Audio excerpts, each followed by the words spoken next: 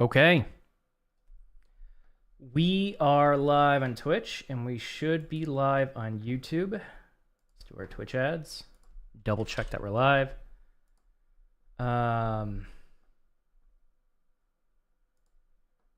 Live. Oh, perfect. Everything seems to be going smoothly. Mic is working. Let's post it in Discord.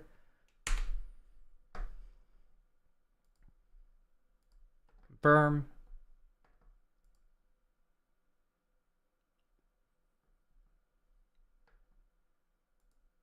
All right.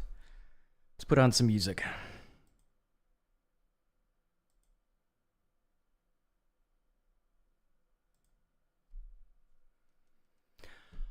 Ah, what a day. All right, so we are going to continue where we left off with Boot.dev. It looks like... Oh, they don't have this automated. They should add that in. It's dead. Kill it. Kill it already. But looks like the bird is dead. And we are on chapter 10, Dictionaries. Perfect. I think we're ready to go. Let me post a couple of pinned comments and we will get rolling soon. And yeah, so getting closer to starting at 4 p.m. Today was 4:07. Tuesday was 5. So I am getting better at it.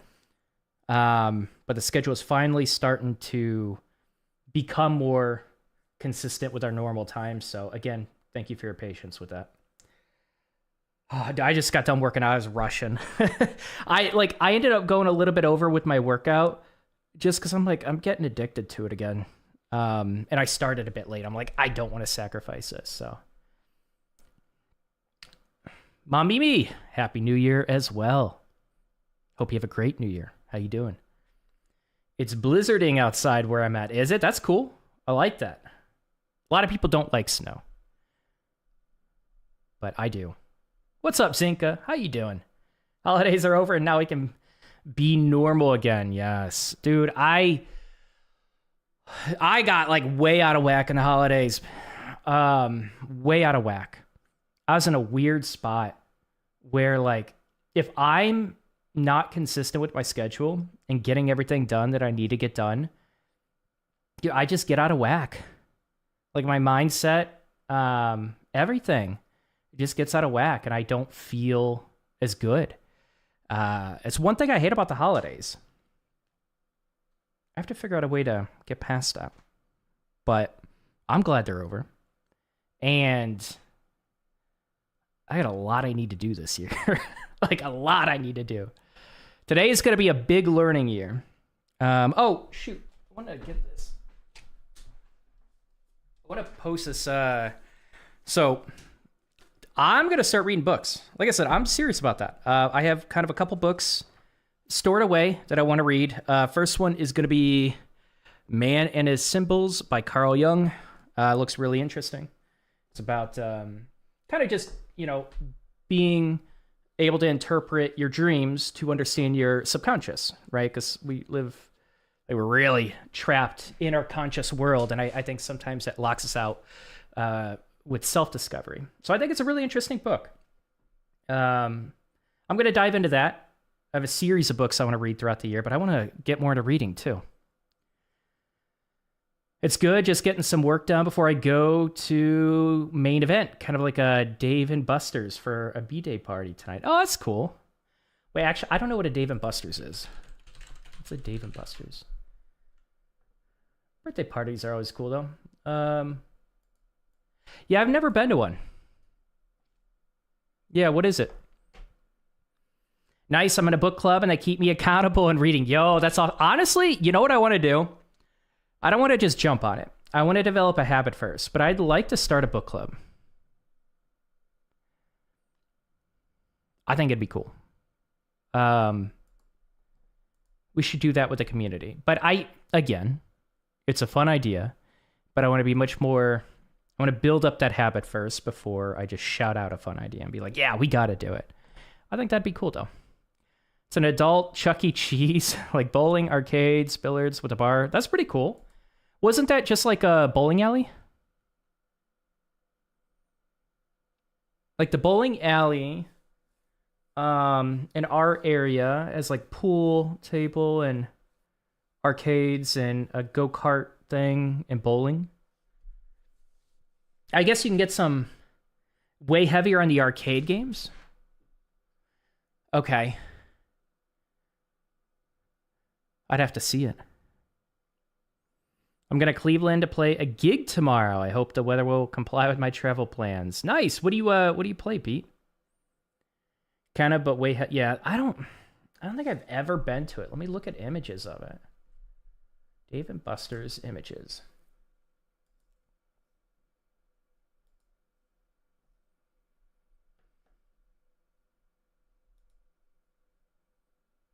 That's kind of cool. I do like that.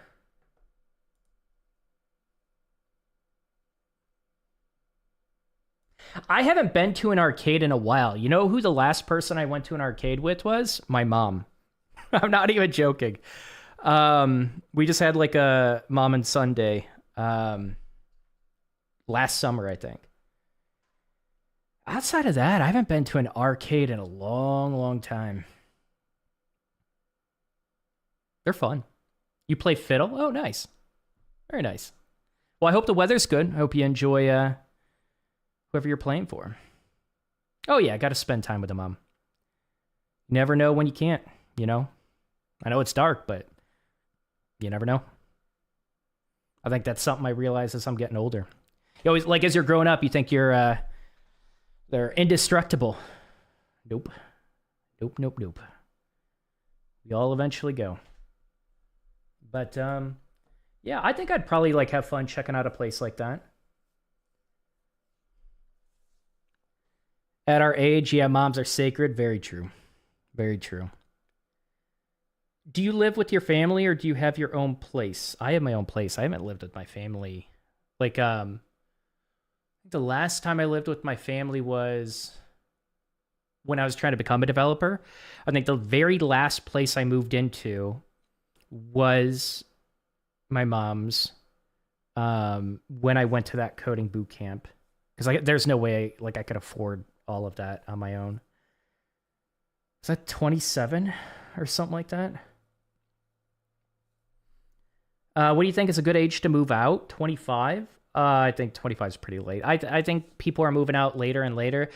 The problem is, I do think that, let me put this very...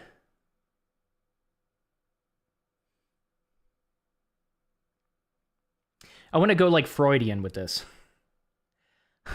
But I don't know if that's going to be appropriate for YouTube. I think that a lot of people are destroying their transition into adulthood by leaning on the comfort of their home. And a lot of times it's justified with a smart financial decision. And it is a smart financial decision. But the problem is that people's growth gets stunted in a way when you don't just kind of throw yourselves to the wolves a little bit. I think a lot, like, I do think, I'm not saying right away at 18, but I do think more people should lean more towards throwing yourself in a sink or swim situation in terms of moving out and being forced to pick up several part-time jobs and work shitty-ass jobs, pay the bills. Now, again, I moved in at 27. I'm not looking down on anyone that does that. But talking with other people and even just looking at my own life, it was a huge mistake. Huge mistake not to force myself. Because what I could have done, I could have remained an aquatics director in Illinois, making shit money, barely being able to afford my bills, and still made it work by studying when I came home. I would have been a much stronger person for it.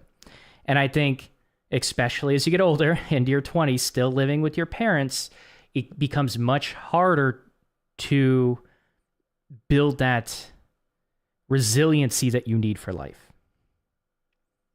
You're just stunting your growth. So I don't know when the right time is for you, but if you do continue living with your parents, just know that you really have to start forcing yourself to put yourself in uncomfortable situations and figure out how to swim. That's my opinion with that. Because I see, like, we're getting to a point where people in their 30s are moving back in with their parents. And, like, I understand, like, you know, you get a divorce and the other person takes a lot from you. Like, there are specific situations where if you do it temporarily, I understand that. But at least in the United States, it is becoming a really big problem for a lot of the younger generation. And it's easy to just be comfortable with living with your parents with the excuse that you're just trying to save money. And a lot of people don't even work jobs that do that too. Now we get into like where you're not even like building up your life to be able to move out. A lot of people won't even build good habits at their parents to be able to do that. They're just stuck applying for random jobs, but not really growing. So like, I mean, I could do an entire video about this, but it's an individual experience. And I caution you to challenge yourself with that and don't get too comfortable. Shout out to the moms indeed. Rent is way higher now, so I get moving out later, but I moved out when I was a teenager. It was a long time ago, and rent was cheap.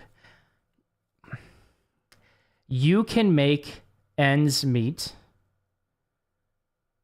now.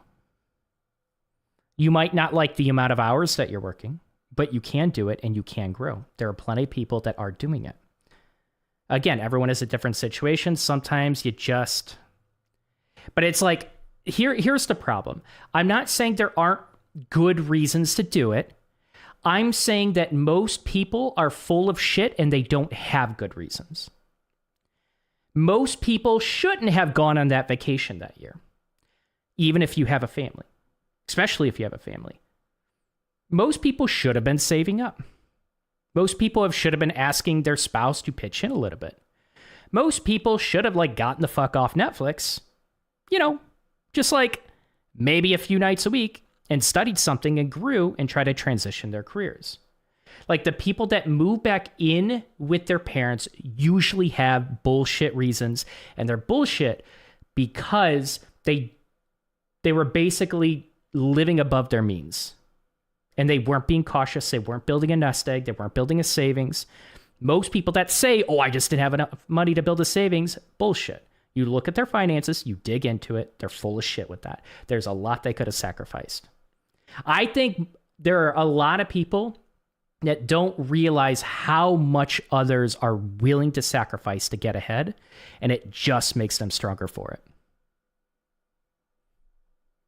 Way off topic. It's a good conversation, though. But I do think you leaving early, I'm sure that was rough, especially as a teenager. I don't know your situation, but I'm sure it turned you into the strong woman that you are today, right? Why did my headset just reset? What? I don't even know what triggers it. I want to hear my music again. Hold on.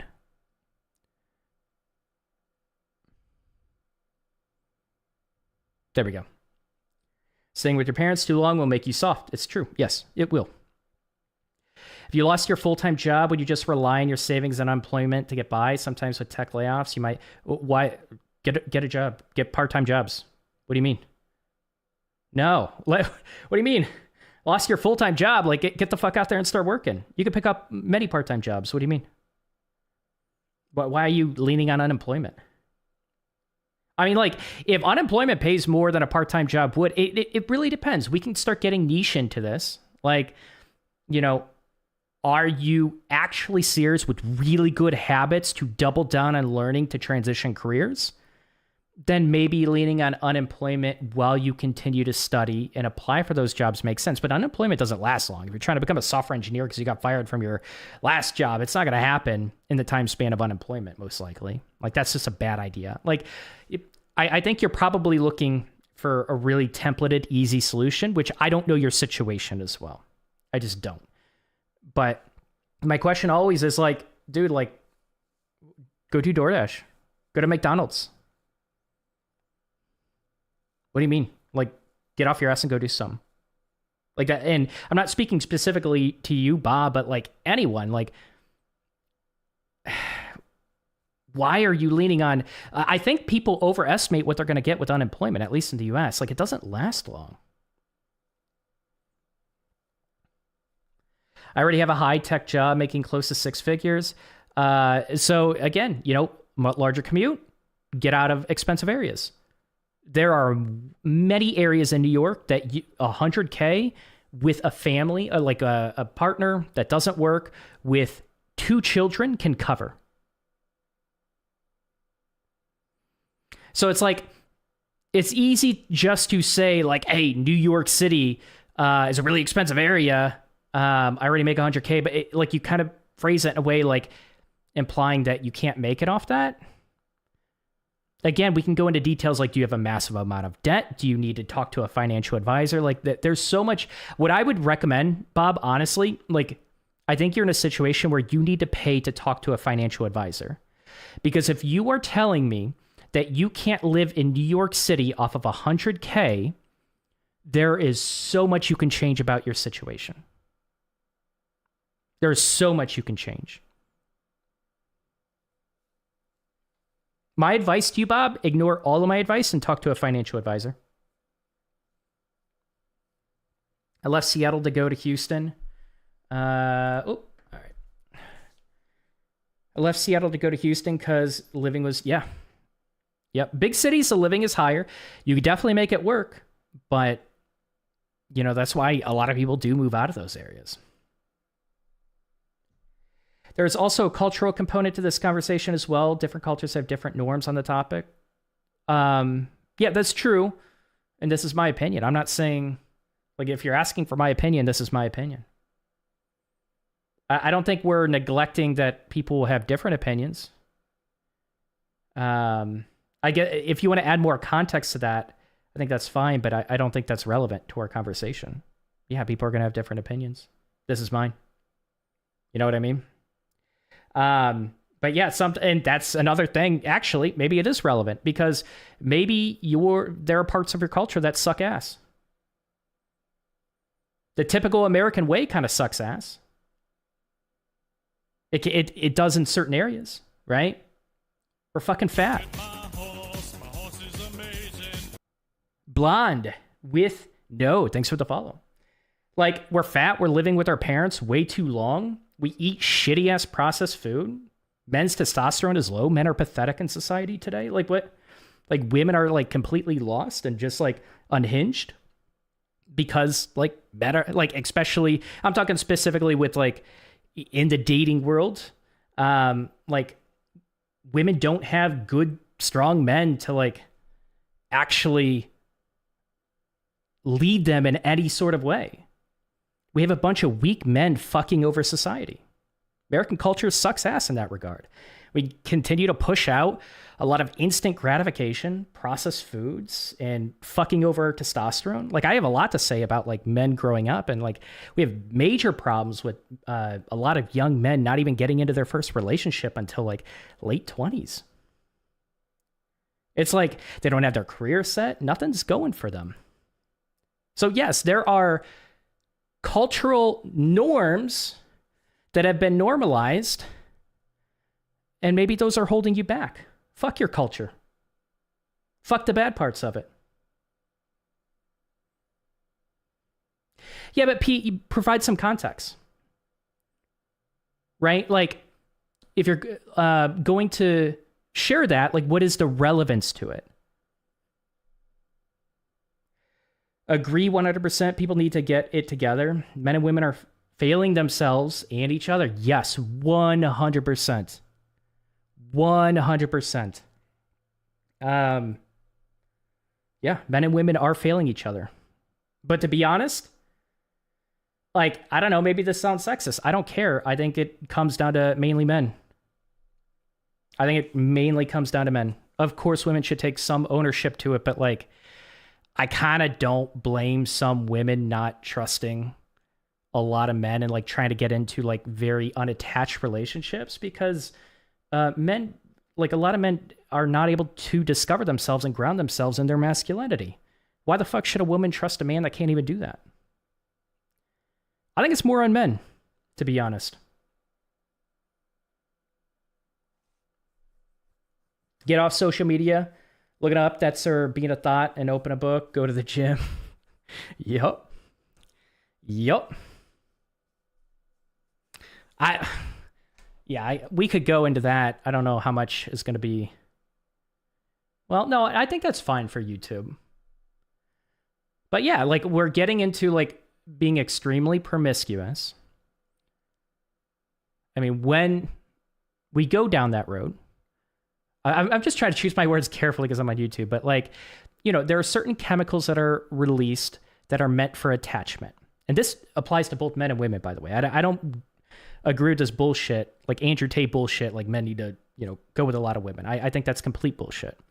But we are, we're having sex with we're being very promiscuous with chemicals that are meant to create attachment.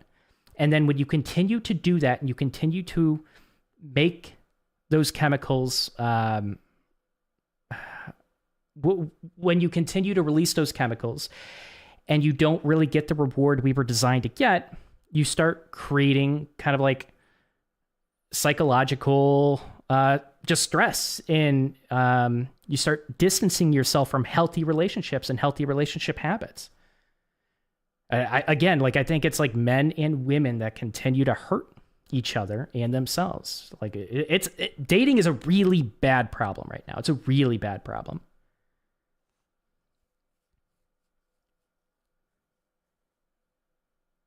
I can probably sacrifice some things to save more money, to have a bigger nest egg. Yeah, student loans suck, but the only one thing that sucks when you lose your job, you blow through your savings. Yeah, it does suck. I'm not disagreeing there. It does suck. Like I said, if you can do what it takes to pay the bills. But I just called my student loan and asked for a 3-month, because right now I'm paying down debt. That's my goal. And so I'm pushing interest with a loan that, with a low interest loan, I'm pushing that back a bit and just paying the interest off to be able to pay higher interest stuff off. Right. And sometimes you got to make those calls and figure out what is really eating at you. But make calls. Like a lot of people are afraid to make calls to their credit card company. They're afraid to make calls to, student loans and stuff like that. And for their medical bills, everyone you know what? I'm not giving you financial advice. I feel like I'm just going to, I'm not a financial advisor. But for me personally, I like to make a lot of calls and work things around so I could start paying off high interest first. That helps me pay down debt. And I went into some debt trying to build this business up. And I'm trying to pay that off. But it's a lot of working with creditors to be able to do that. It sucks. It's not fun, but it allows me to continue to build up a bit of savings if I want to do that. Which I don't. I really just want to pay high interest off right now. I don't know. I'm not giving you financial advice, but yeah, it sucks. When you lose your job, when the money gets cut, dipping into savings is not a good feeling. Simp culture is a main issue. Tread lightly. Yeah. I mean, yeah, a lot of, you know what? I don't even care. I need to start talking about these topics. I'm going to be honest, these are the kind of topics when I don't develop bad habit, this is the old me. I would go into these topics all the time. I had strong opinions about them. You'll probably hear more of it as I build up better habits throughout the year. Now that we're past the holidays, you'll probably hear more conversations like this from me.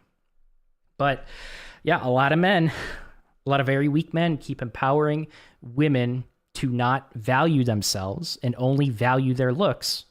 And we continue perpetuating that problem. A lot of weak men keep doing it. And I get why women monetize off of it. I do. It's men's fault.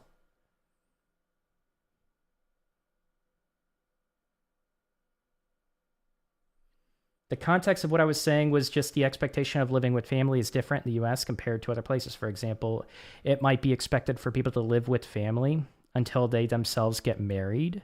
I think that's a very, very unique situation. So that context is helpful, Pete. That is the context I'm talking about. But it doesn't change my opinion. And it doesn't change the fact that just because there's a culture norm around it, it's for the psychological betterment of that individual. You know what I mean? So it doesn't change my mindset with that. And it doesn't change the detriment of it either. There are a lot of culture norms. Like, you know, there are cultural norms around arranged marriages. It's a very controversial thing. And to be set up with like one single partner that your parents, holy shit, if I was with someone my mom picked, I would, honestly, I can't even say what I would do to myself. I can't, not on YouTube. That shit is not happening. There is no mental turmoil I would be willing to go through to accept that as a cultural norm. Nope. Yes, it seems like there's a cultural expectation to get out in the world and make your way immediately upon becoming an adult. That's all I meant to say. Didn't mean to disrupt. No, you didn't disrupt. I was just asking for more context, right? Like that specific example of, you know, like there might be an expectation to live with family, I think is important context if you're going to bring that up. I was just asking for more information on that. No, you didn't disrupt anything. But it like, again, we got to be careful of like cultural norms that we accept, and we can acknowledge they exist, but it does not, like, I care about the individual.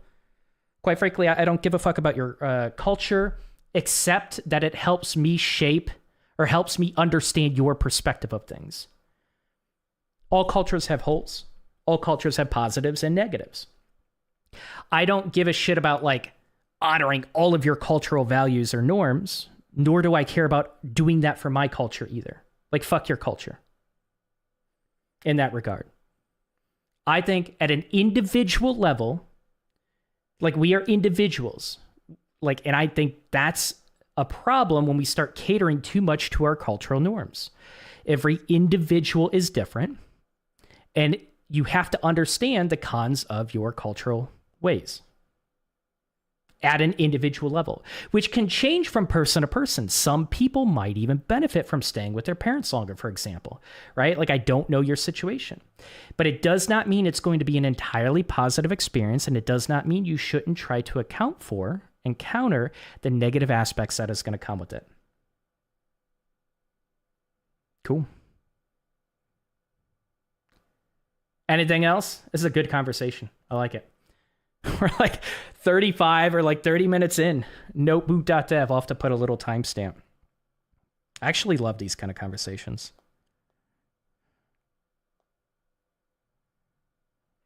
All right, we good to go? Anything else?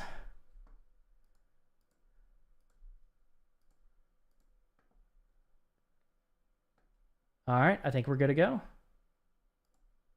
Let's go. All right, dictionaries. Dictionaries in Python. Oh, actually, let me put a pinned comment. If you have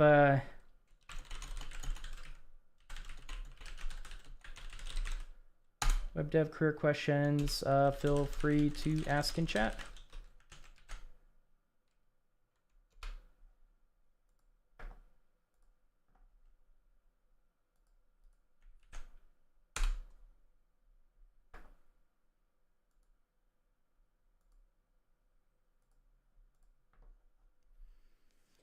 I could talk culture and societal norms all day, LOL, but I'll let you move on. Yeah, it's a fun conversation. I like it. I'm glad you guys brought it up. Thank you. It's always fun. In fact, I think as I'm reading some of the topics that I want to read, we're going to start going a little bit off topic from dev stuff. I think I'm ready to do that. I have to clear my mind. Again, like I've talked about this, but like, especially around the holidays, I kind of just built up kind of a bad habit of like eating crap food and, you know, drinking alcohol and not getting good sleep and not meditating, stuff like that. I feel like I will start diving into a lot of these topics as my mind clears up. It's like the fog slowly lifting, and I'm looking forward to it. I think it's going to be fun. All right, so here we are. We're officially starting. Dictionaries. Dictionaries in Python are used to store data values and key value pairs. Dictionaries are a great way to store groups of information. Here, the car variable is assigned to a dictionary containing the keys, brand, model, and year. Keys corresponding values are Tesla 3 and 2019. Complete the get character record. Takes a character's name, server, level, rank, is individual, returns a dictionary. Return a dictionary with the keys above. Assign each of the 4 inputs to the matching key name. Next, we can't have 2 characters named Blood Warrior on the same server.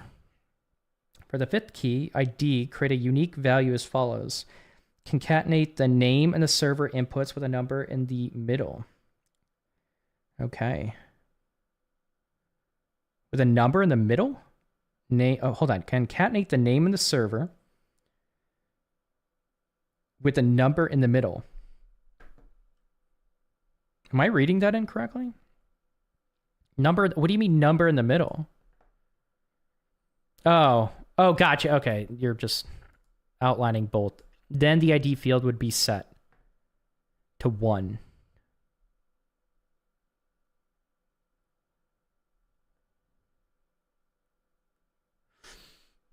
Where are we getting the ID? We're generating it. Unique value as follows. Oh, sorry. ID is all of this. But the number 1 comes from what?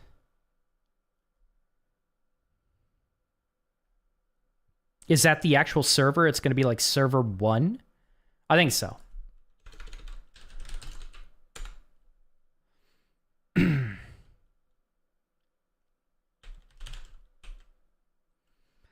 All right, so we have name.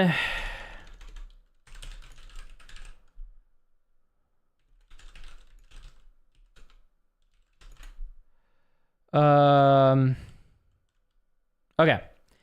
So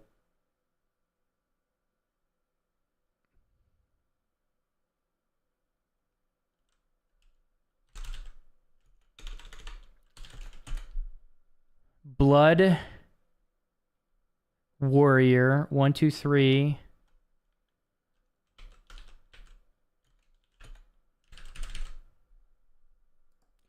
Ba ba ba ba ba ba ba ba.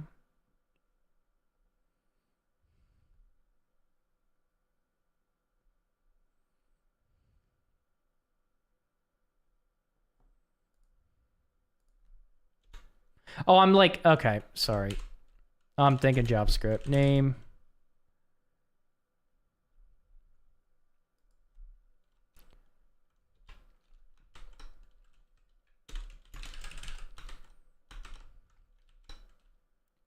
I like warming up with like actual just mini lessons. I don't like doing these lessons when I first start. Because I don't really have to think too much with stuff like this. Even if I get it wrong, it's like easy fix. Okay, so we failed. So we have... We can't do that. We can't even do that in JavaScript here.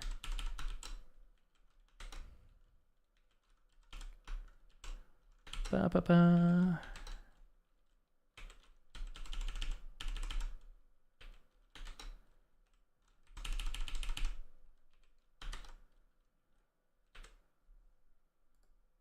Cool. Submit. Let's go. Hey, what's up, Pseudo? How you doing? It's going pretty good. Life is good. Going into the new year. Taking my health a lot more seriously. Been working out every day. Been reading. And I started that a bit early to get a jump on the habit, but life's good, man. Python, the keys need to be... Yeah, I know. Yeah, I'm not going to look at chat, just for the record. You guys are welcome to backseat code or anything like that. I don't care about that. But just for my own learning, I just withhold looking at chat, and then I'll get back to chat when I complete the lesson. But yeah, how are you doing?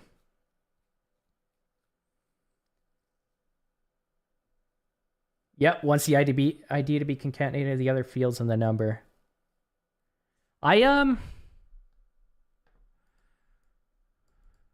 When I start off, I feel like, I think this, you tell me if you guys do this. When I start off, I make a lot of dumb mistakes.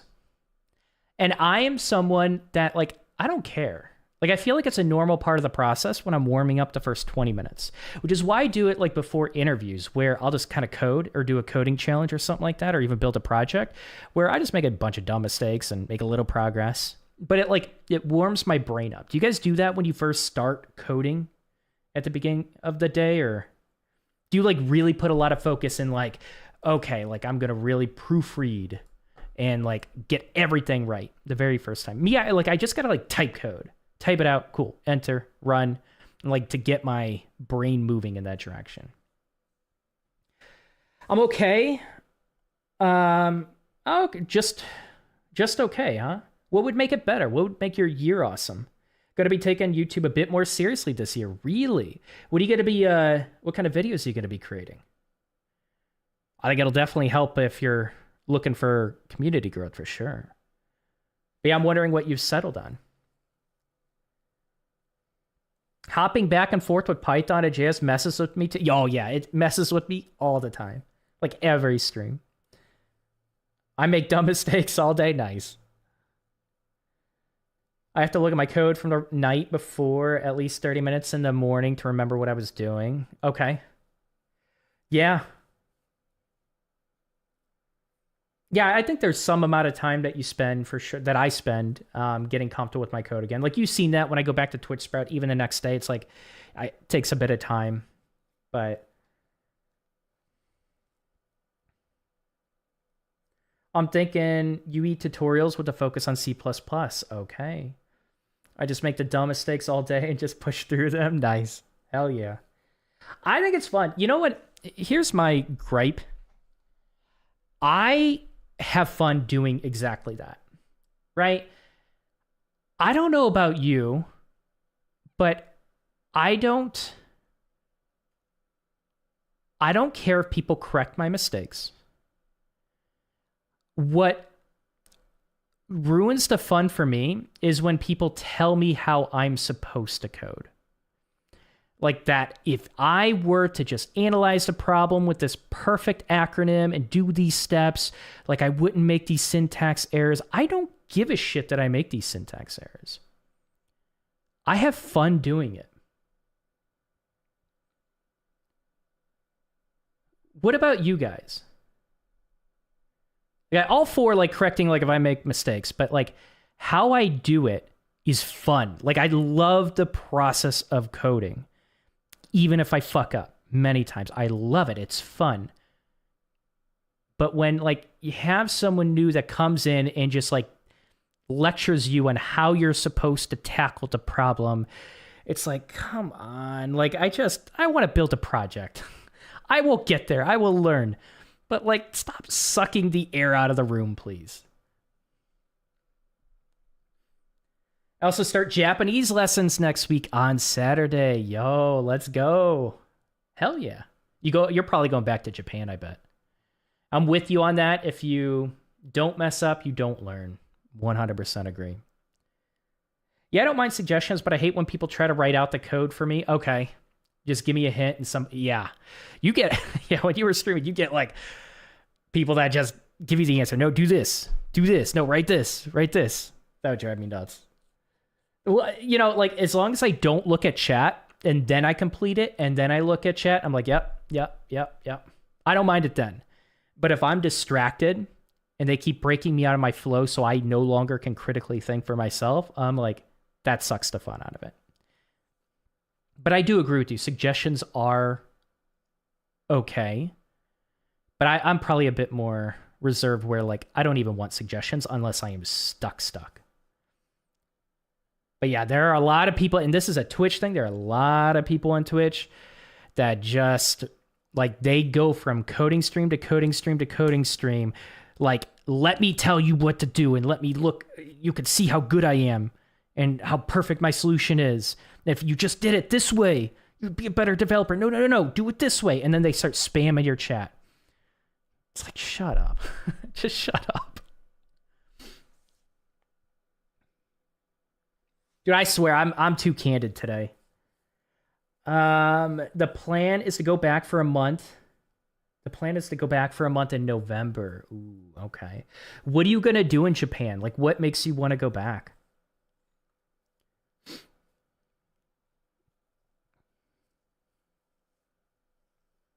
Yeah, and then there will be like five different people giving five. Oh my god! Like, I don't even. Yeah, that is so frustrating. Five different answers, and I'm like, I even if the person is stuck in a coding stream, if people start doing that, I will not say anything because there are way too many cooks in the kitchen. I know it's annoying, and I know like you have a 1 in 5 chance of your answer even being read. And often you have to like type several messages to provide context if it's something more complicated. And the streamer is probably, because they're being spammed, only going to see one of those messages. So they're not even going to get the help they need. It's like, but there are people that like love that in coding streams. They go from coding stream to do just that. I don't know. I see that way more in women's streams. I've noticed that. Like a lot of guys will do that in women's streams. Is that a thing? Or do they just do it in all streams? I haven't noticed that in a lot of guys coding streams. I got stuck on the Java exercise, but last night it was the first time I struggled in my course. I'm taking. Let's go. It's kind of a relief because I had been worried I was wasting my time, but now I see. Oh, okay. Might have been like too fundamental for you. Okay, good. Taking the right course for me, getting stuck was a relief. That's awesome, Pete. Hell yeah. The food, people, and all of that. Okay. I've really liked Japanese culture. If I was going, I still might go to Japan, to be honest. I've always wanted to visit Tokyo. I think I would probably like the cultures outside of Tokyo more. But I did want to check out Tokyo. Tokyo looks really interesting for a big city. And I believe the crime rate is way down. Like, I like big cities if I'm not afraid of being shot. Or, like, some random... I'm not going to be disrespectful. Just, like, some... I don't know. I guess maybe people can be rude in Tokyo. I don't know. But I guess, like, the crime rate is the big one. Like, I'm thinking of Chicago, where, like, you know, there are, like, safe communities where you need to watch your back. Where, you know, someone's doing something with someone else in their car right outside your workplace. Or, you know, maybe they're just doing it solo because they're stealing tires and trying to get away from it. Like, I'm tired of big cities because of that bullshit. I want to go to a big city that's technologically advanced, low crime rate. That would be cool. I would be into it. No, you're right. Man, want to impress us, ladies. You know what? I think it is, and I think it's developers that want to do that. That's how they do that, through their intelligence, right? They're like, I have to impress her with how much I know of code and that I can help her out. I bet you it is. I think you're right on the money with that. I think a lot of guys want to impress ladies in the Twitch coding streams. Tokyo can be good. It's so different than NA. It's so safe. I don't worry about theft or violence. Dude, I'm going to visit Tokyo. I'm going to visit it one time in my life. My friend just got back from Japan. He went on tour with a bluegrass band. He said it was a lot of fun. Made me want to go. Nice. Hell yeah. I like Japanese culture is very respectful. High work ethic. I do think the workers get taken advantage of a bit. But they very much respect hierarchy there. It's very, you know, it's a different developer. There are a lot of the negotiation tactics and how you handle yourself as a developer in America can very easily come off as arrogant and prevent you from moving up in the ladder in Japan. It's a very different culture in the dev world there, because I've mentored some developers there. And going through my Japanese class, I guess I learned a bit.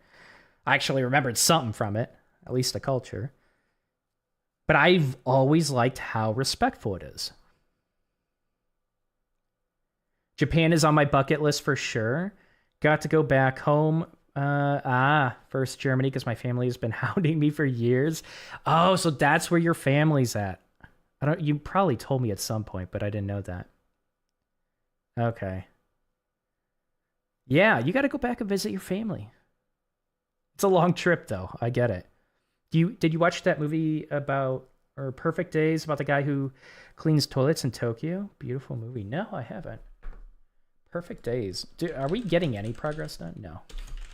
We'll get a little progress done. I just feel like this is going to be a stream where we don't make much progress, and that's okay. We'll be live tomorrow.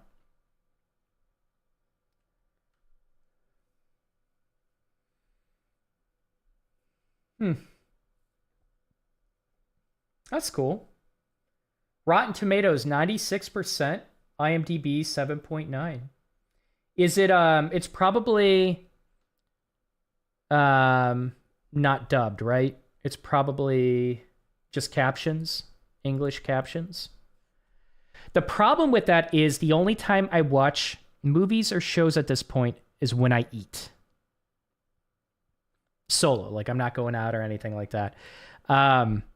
And so it's hard to eat and keep up with the captions.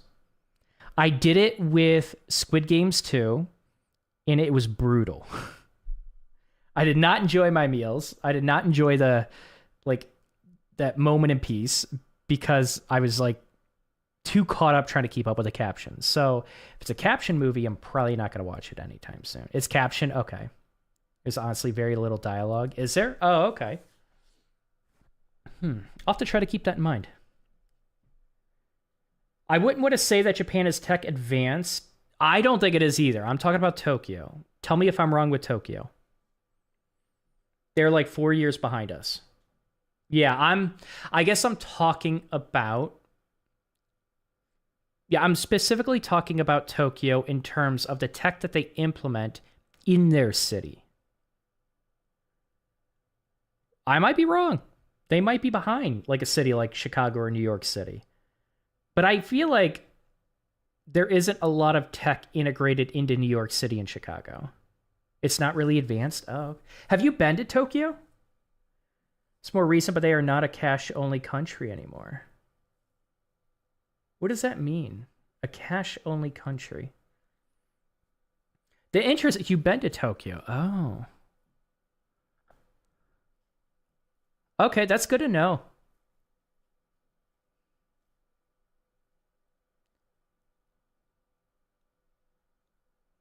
It's a lot of just shots of the city with not much talking. LOL, the protagonist is very quiet. Oh, really? Huh. Okay.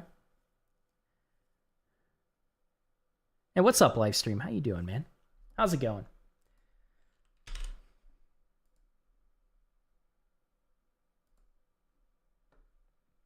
Used to be hard to find places that took card before. Now it's mostly everywhere. Oh, okay. Bars, stores still. Okay, gotcha. Bars are mostly cash. Okay. Good to know. Thank you for the education. Duplicate keys. Because dictionaries rely on unique keys, you can't have two of the same key in the same dictionary. If you try to use the same key twice, the first value will simply be overwritten. Another developer on our team was introduced a bug by specifying duplicate keys in the dictionary. Fixed a bug. Okay. Well, what do we want it to be? Okay, let's just read. The get character record function takes, it should return the dictionary with the following fields, where ID is the name, and the server concatenated together with a pound sign in the middle for uniqueness. We can't have two blood warriors on the same server. So, like, what level do you want? This, or do you not want to override it? What are you doing? Let me read. I'm probably missing something.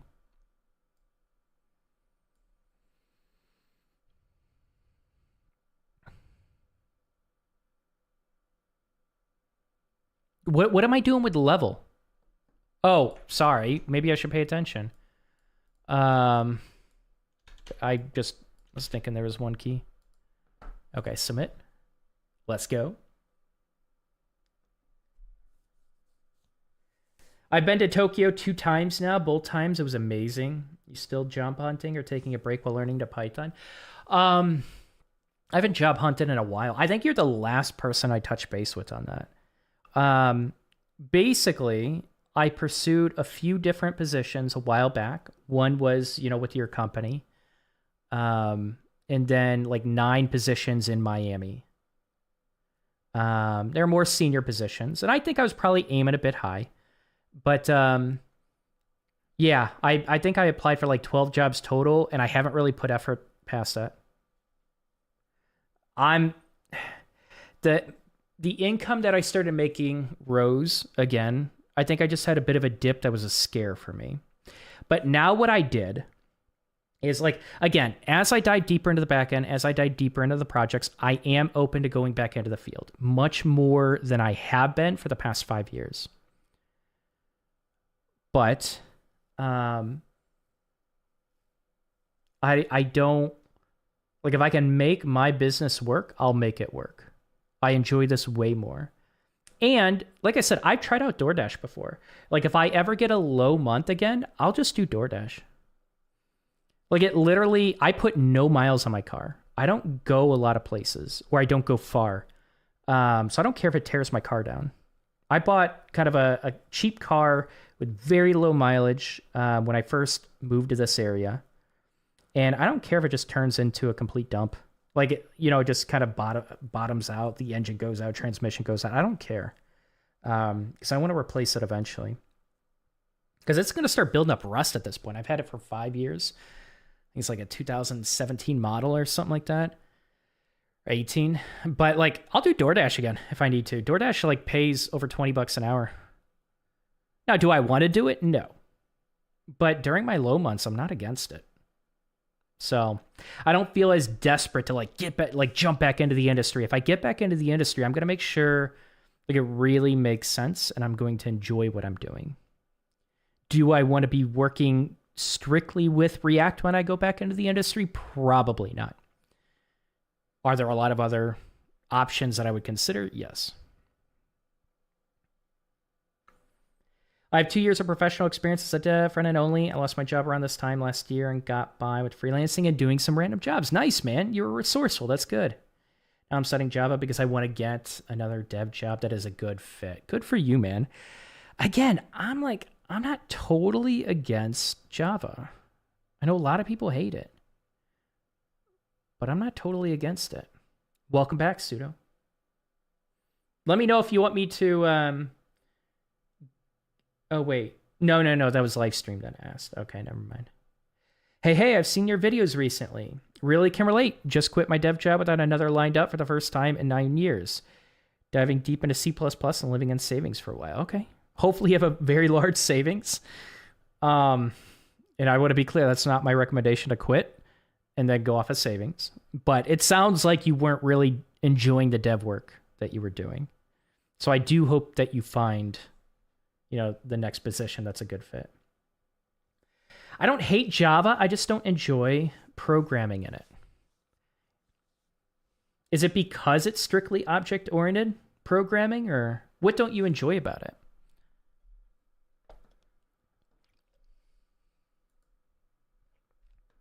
By the way, there's always music on Twitch, not in the past broadcast, but live.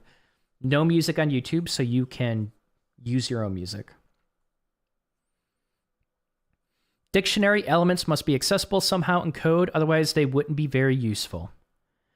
Value is retrieved from a dictionary by specifying its corresponding key in square brackets. The square brackets look similar to the index in a list. Used squares.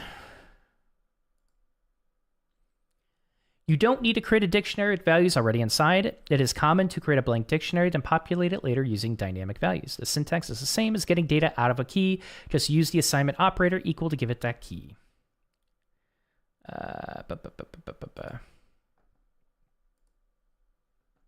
If you try to set the value of a key that already exists, you'll end up just updating the value of that key. What happens if you assign a new value? Value updates. Deleting dictionary values. You can delete existing keys using delete. Delete. All right. What happens if you try to delete a key that doesn't exist in the dictionary? Delete keys that don't exist. If you try, it'll give you an error. Error. Well, now we know. It feels like a great language for when you are being paid by the character.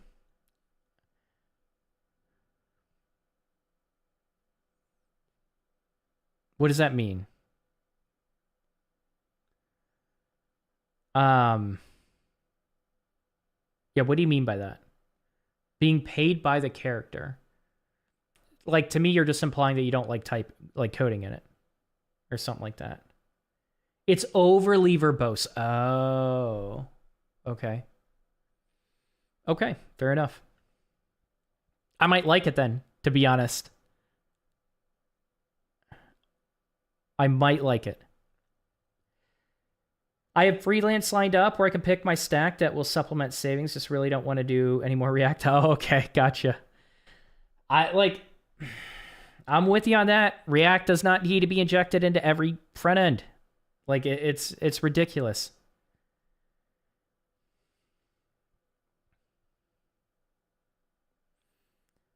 So yeah, you were like really focused on the front end for like 9 years or something like that.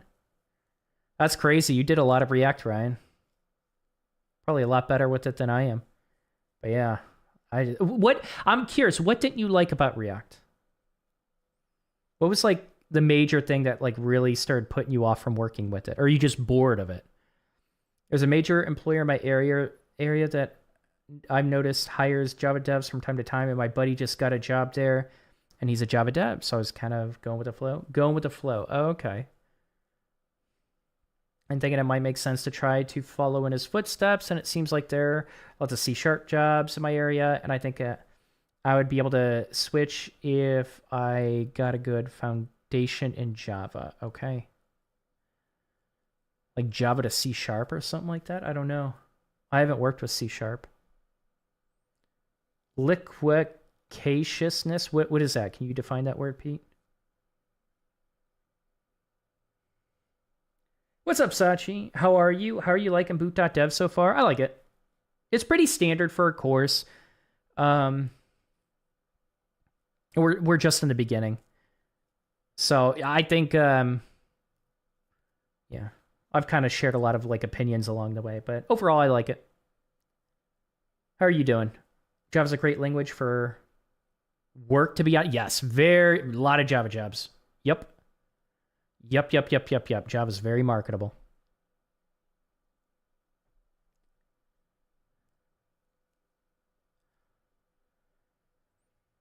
It means to be overly wordy. Why not, like... Why use a word like that? Just be, like, overly verbose, like Pseudo just said. Yeah. I took a 3-year stint as a pen tester. Penetration tester. Dude, I gotta like... Dude, my vision is going. What the hell? I can't even read. What? Let me increase the size of that. I'm going blind.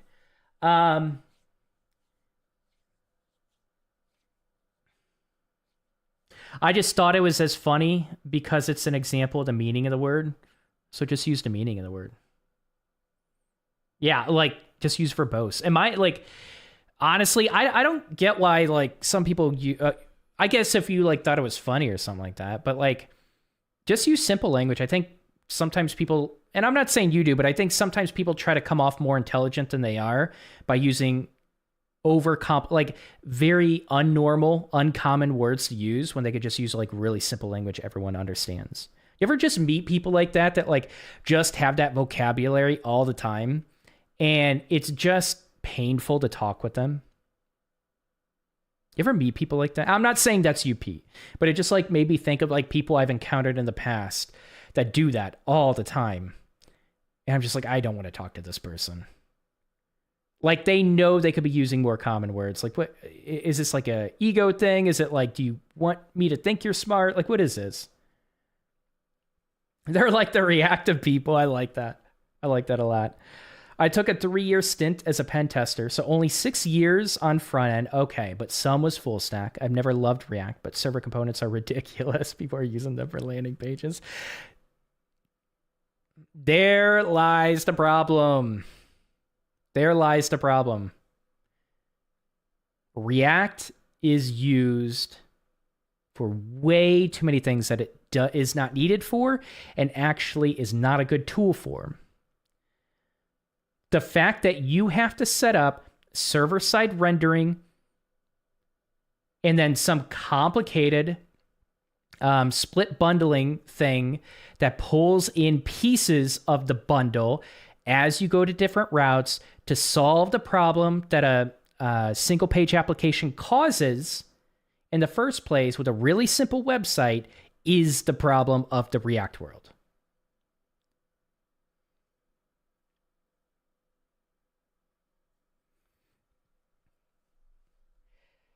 And what's up, B Club? How you doing, man? I'm halfway there on the course. Oh, okay, I was loving it, but I stopped 2 months due to getting back home tired from work, trying to survive a heavy depression. Oh, I'm sorry to hear that.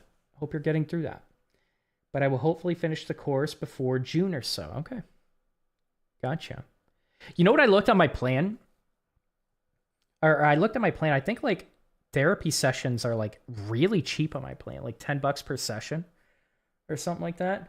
I'm not going to go, but it's cool to see plans that they just offer therapy for very cheap. I always thought like therapy, you're paying like close to $100 per session or like $75 per session or something like that with insurance. But a lot of plans will get them for very cheap, which is cool.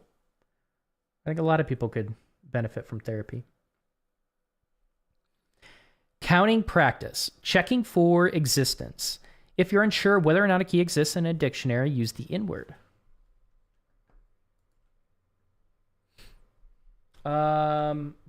Pre-rolls are going to activate in a minute. I want to complete all of this, so we might continue going for a while. I'm super tired today, which is why I'm enjoying the conversation more, so I can focus on this less. But I want to keep going. Let's just this is a really short chapter. We might just finish this today. If you're unsure whether or not a key exists in a dictionary, use the in. So in, okay. We need to be able to report to our players how many enemies are in the immediate vicinity, but they want the count of each enemy by its kind. Fix the count enemies function. If you run the code, it will result in a key error. Excuse me. Okay.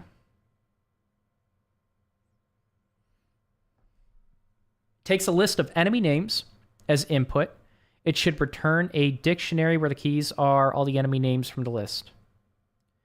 Wait, what? It takes a list of enemy names as input.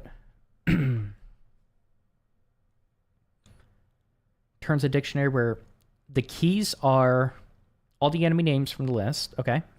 And the values are the counts of how many times each enemy appeared in the list. And this is incorrect. For enemy name and enemy names.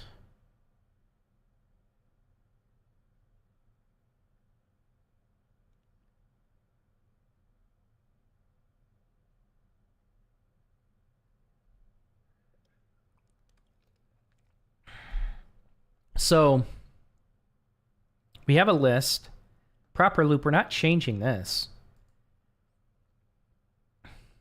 I mean, are we getting an error because, like, if they're not defined, we can't just add one? Is that what it is? And count. Song's epic, by the way.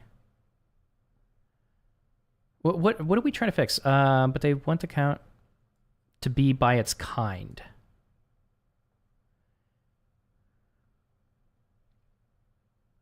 What do you mean by its kind?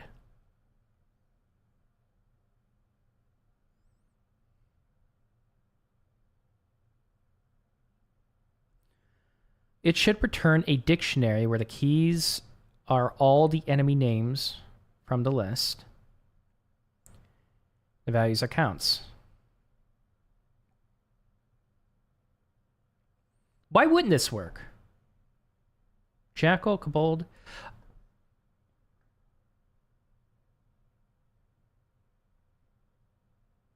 By its so not by its enemy.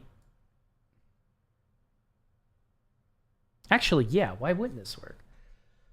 We're looping through.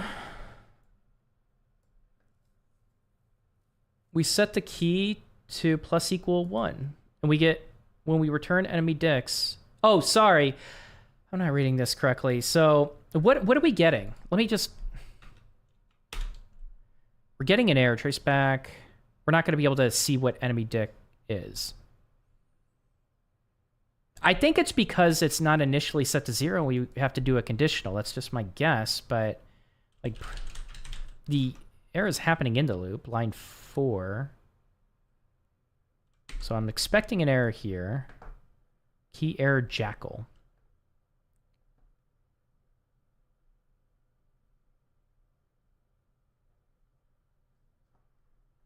I'm not. It's not clicking.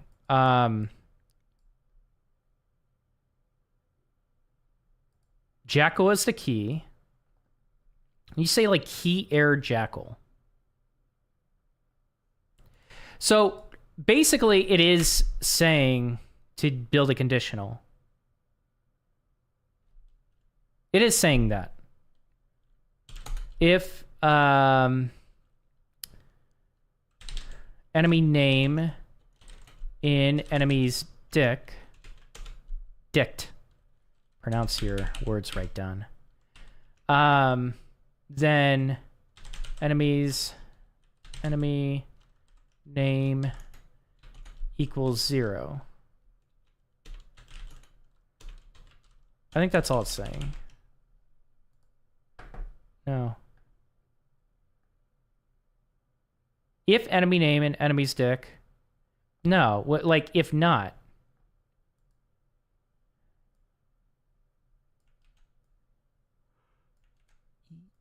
E.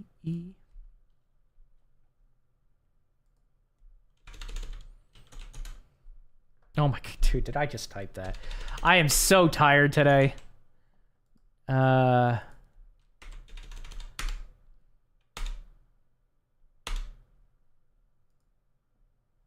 Okay, so actual, we got Jackal is 0. It should be 1. Equals 1.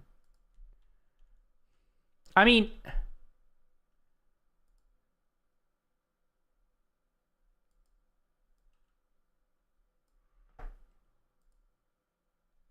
Okay. We can simplify this. But I guess this is going to work. Dude, why did my brain have so much trouble with that?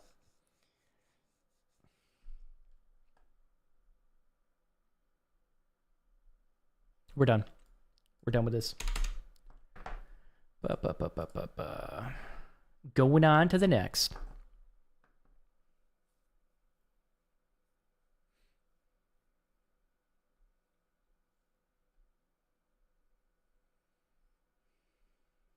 Glad you're doing good, B Club.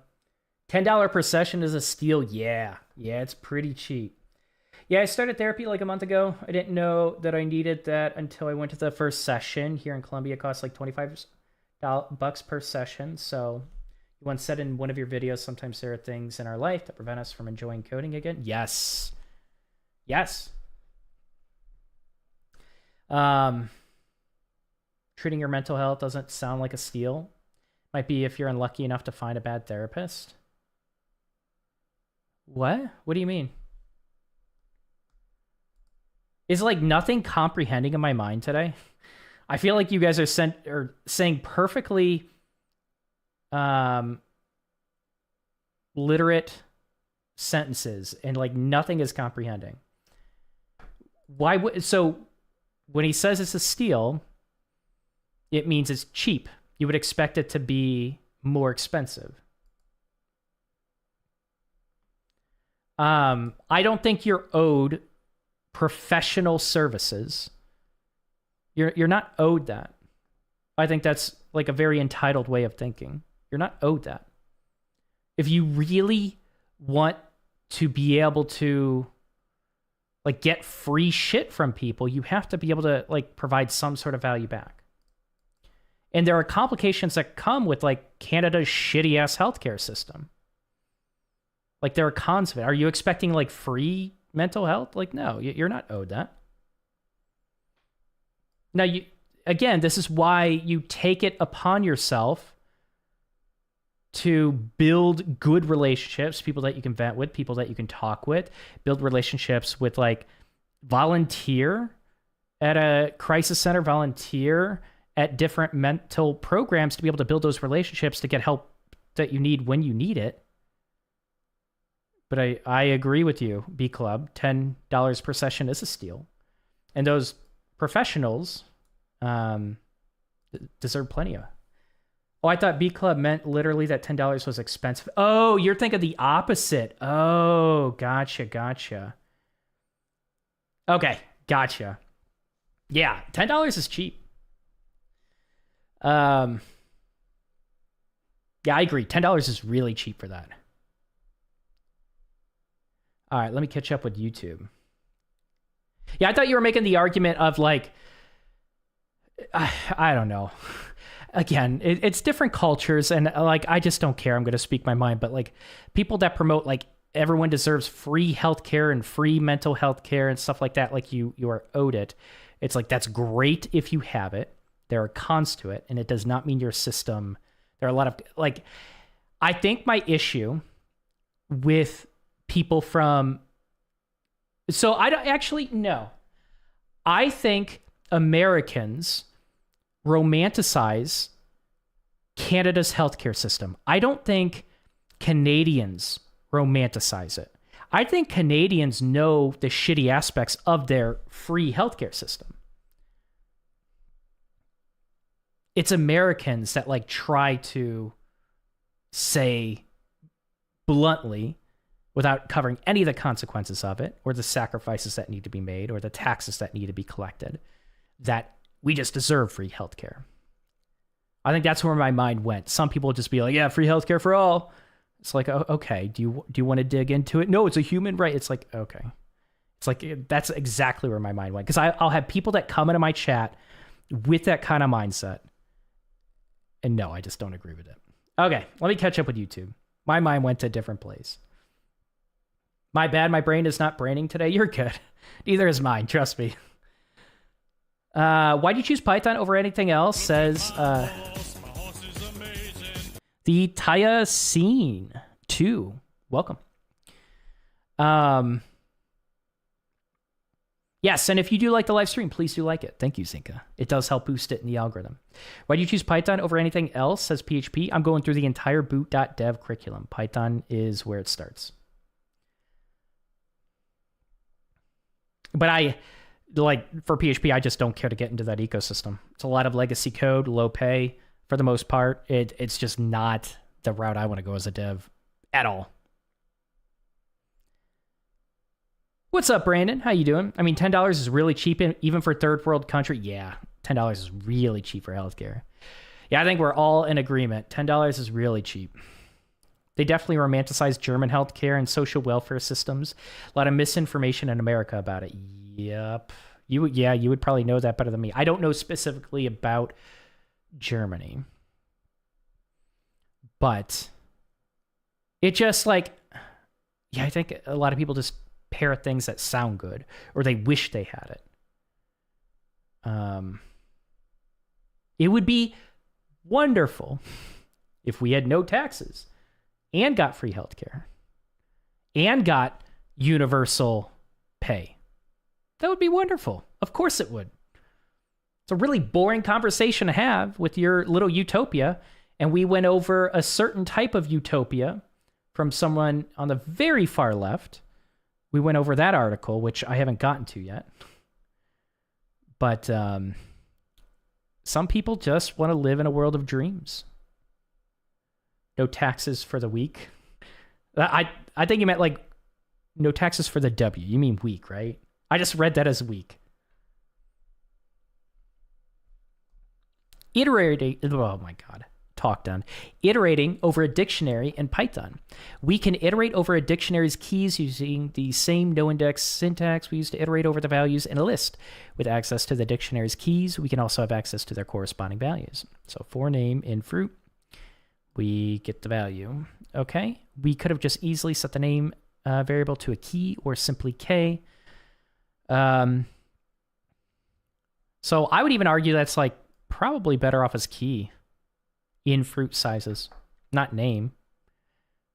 Because this fruit sizes key gives us the name. I think this is misleading syntax.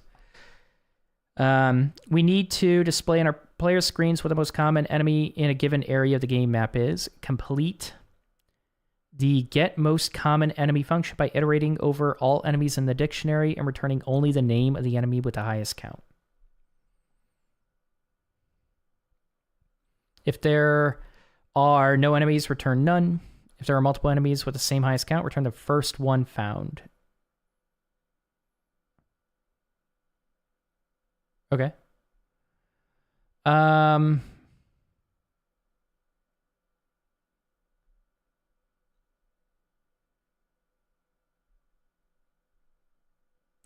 might not be able to get through all of this. Like, I'm just reading, and it's just going right through.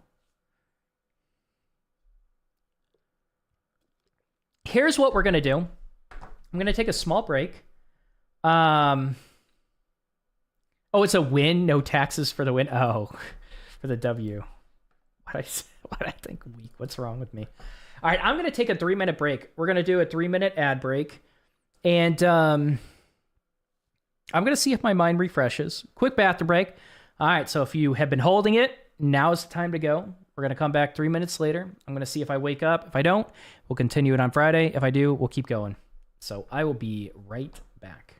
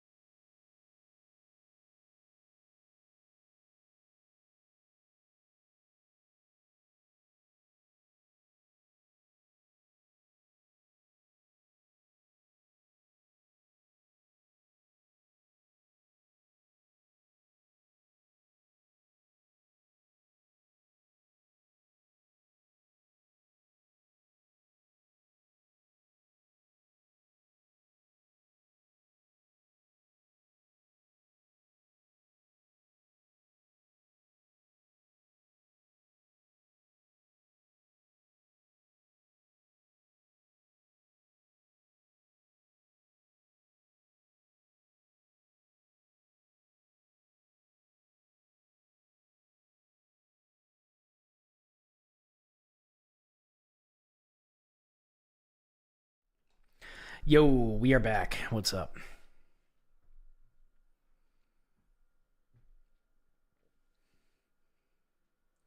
Man, I used to feel so bad when I struggled to solve these problems when I started the course, considering that I have not gotten my first dev job yet, but seeing Don taking his time too makes me realize that it's pretty normal to struggle even with the simplest problem. It's a relief, yeah. You're going to have good days, you're going to have bad. I think it helps to, you know what makes me feel better? And this is why I say it out loud, right? It makes, I think it just helps to analyze like, like I'm not really getting into my flow state today. I'm not really able to critically think about what I'm doing, or like I'm losing focus today. I think it's okay to acknowledge that, right? It's kind of like a little permission that you don't have to be 100% today. There are days that I have better days and I flow through things, and there are days that I don't. You know what I mean? Yeah, I think it's normal. Welcome back. Thank you. Thank you. It's nice when you could just enjoy the process. It is. Yeah. I think building a project helps break you out of that too. A little bit when you're building something you want to build. But, you know, sometimes it's just your mindset and how you attach your perspective. It's like, here's the problem.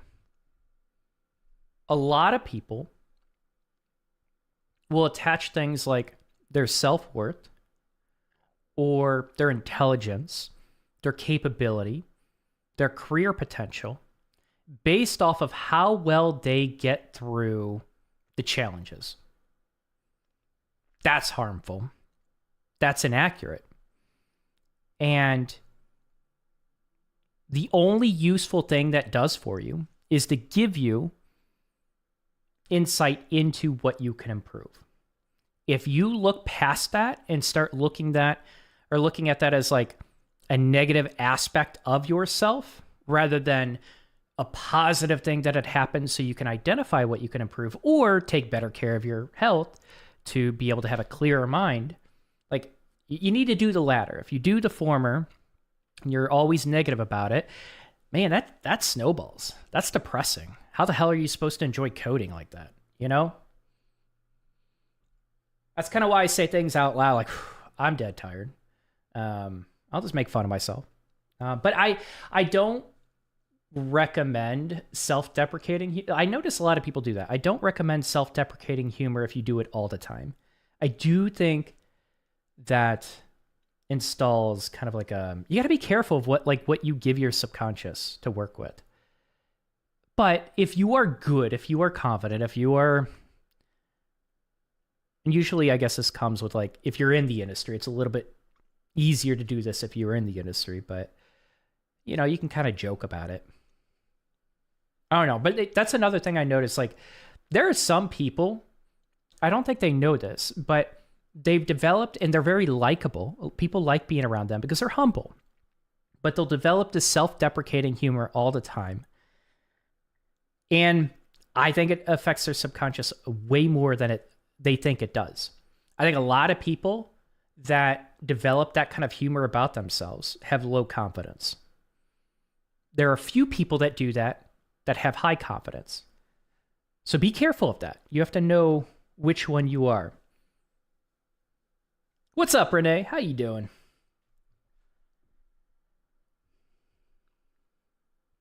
I do bully myself a lot, but I swear I feed off of it. You feed off of it? Yeah, zinc is just out there. Zinc is abnormal, so. I think I kind of do that too. All right. So, that's so good. Yeah. Yeah, glad you think so. Honestly, again, I'm going to tackle this problem in a second, but like I would check out, like if you have like no spiritual side whatsoever, like you haven't really explored that side of you, Carl Jung is interesting, but I highly recommend you read this book with me. Analyze your subconscious a little bit. I think dream interpretation is interesting. I think it can be like one aspect of this. Like, to be clear, when you kind of understand yourself at a deeper level, you're unconscious, it's easier to better yourself, right? So we're very reactive on a conscious level, and we're acting on things that we think we need to fix. But in reality, like, we're so many levels above being able to identify what we truly need to fix that we think we're making change. And that's why a lot of people go through life and they don't make significant change. They act and act and act, but it's not truly on a lot of their, damaged, and I don't want to say damaged or broken, but like on a lot of they don't act on their subconscious desires. I think it's a really interesting book. But I'd be careful about going to a therapist about dream interpretation. Because I think, like, and this is something I agree with on Carl Jung, a lot of dream interpretation, like, you are like the key to your own dream interpretation. The symbols in your dream mean something to you that only your perspective is going to understand. That when you have a therapist try to interpret it, like a good therapist is probably going to help you identify what the symbols mean to you. They're not going to be that template for you. They're not going to be able to just give you answers. But I think it's interesting. If you dig a bit deeper, you'd be surprised at how better your life becomes much faster. It's such an interesting book. I can't wait to dig in a bit more, because I've listened to a lot of things Carl Jung has said in the past. And I think he has a very interesting perspective on psychology. All right, let's dive in. So what are we doing? Using the same no index syntax. Enemies deck. We need to display on our player's screens the most common enemy name in a given area of the game map. Okay, so we get enemies dictionary, and we're going to get multiple enemies.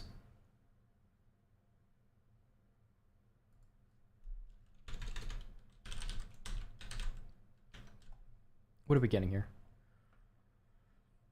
The most common. Oh, okay.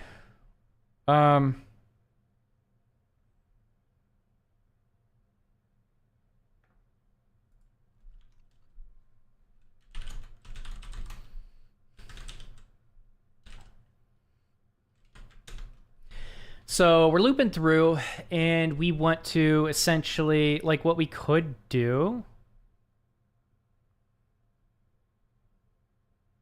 There's probably a more efficient way to do this, but most common enemy. Like, just record the name and value.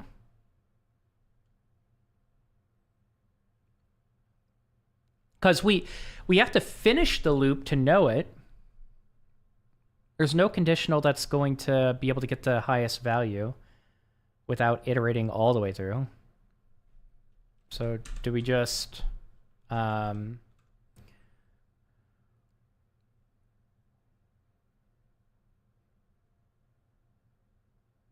mean, we're not going to be able to do that. There's a simpler way to do this. There's definitely a simpler way to do this, but, like...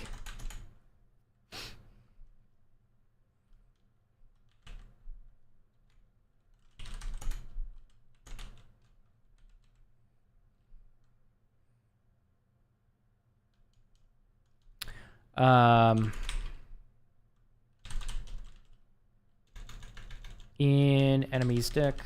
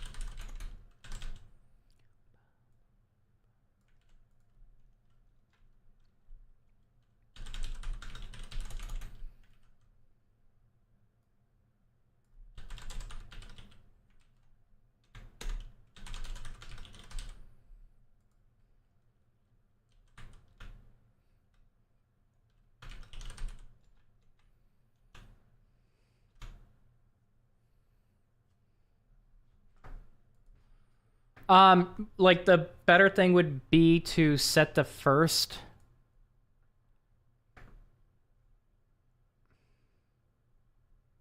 value as the first one. In fact,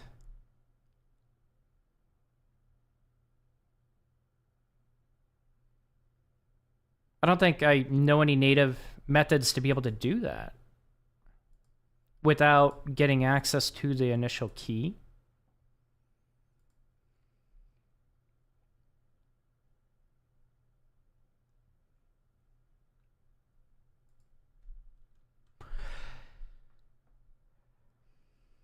Um,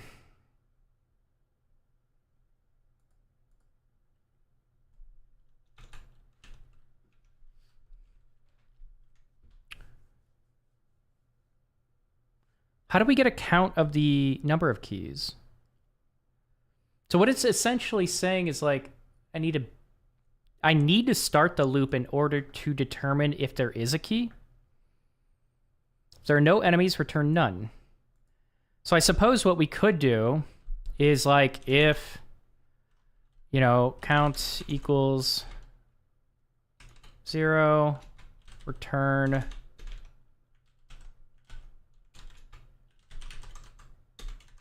none.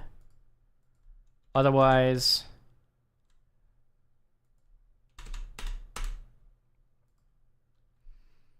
what does it want?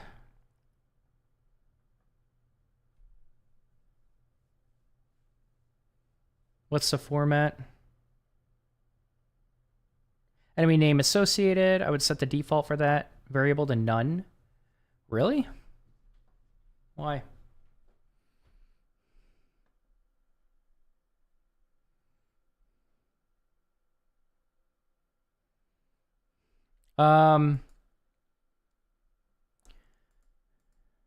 But this would also have to do like if enemy count is greater than 0, and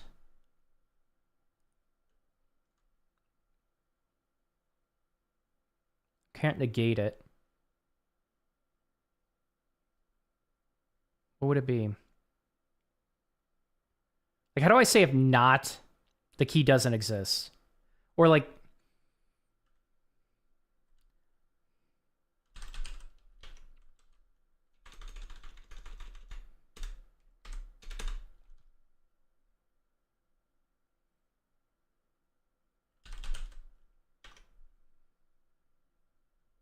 yeah, no, we're just looking at enemy count, right? Is not an integer, like doesn't equal an enemy count is not equal, or I want to negate it. How do we do this? Is it going to be undefined? Is it none? I forgot that like the default value for Python. Okay.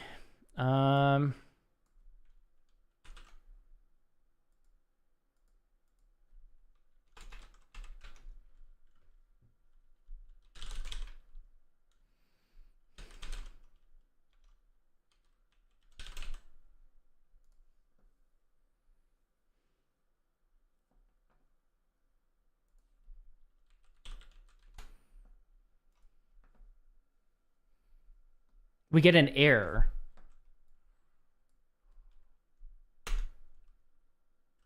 We can't even try to retrieve it like that. When you're trying to find a max value, it helps to keep track of the max so far in a variable and to start that variable at the lowest possible number. Oh, yeah, negative infinity would probably be good. But it's never going to be 0, right?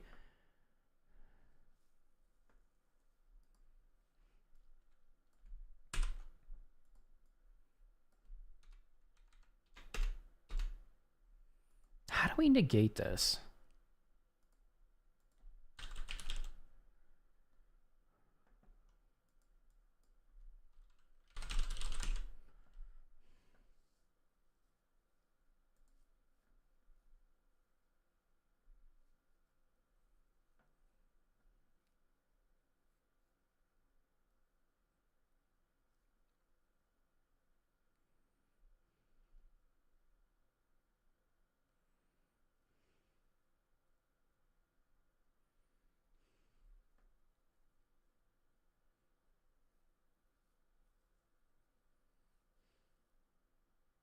Oh no, I don't think my brain's working.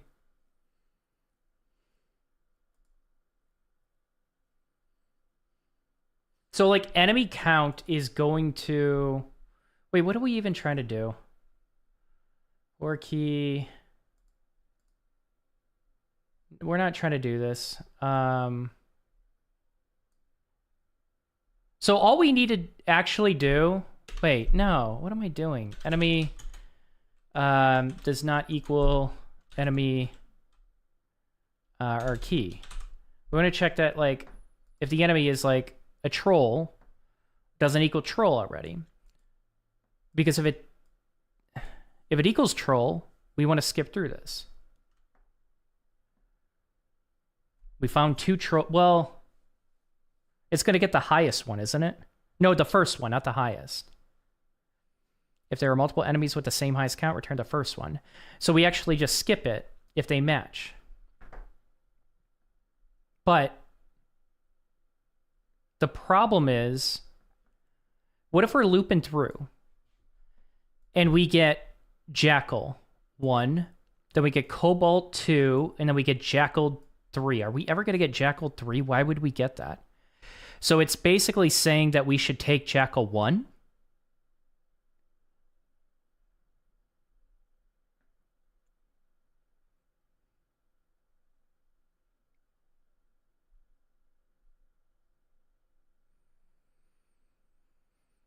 Only the enemy with the highest count. No. Oh, I'm not reading it. If there are multiple... See, only the enemy with the highest count. If there are multiple enemies with the same highest count, return the first one found. What does it want for the return value? Give me the return. Like, if we just have to pass the name, I don't care about the count. But these 2 statements contradict each other. By iterating over all the enemies in the dictionary, return only the name of the enemy with the highest count. Oh, just the name. I'm so dumb. The name. So we don't care about the count.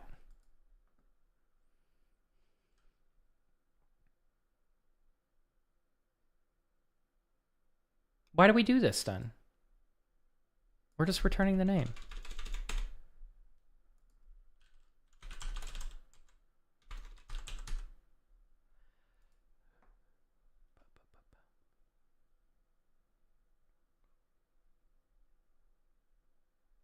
Expecting soldier got gremlin. If enemy count is greater than 0. Wait, is greater than...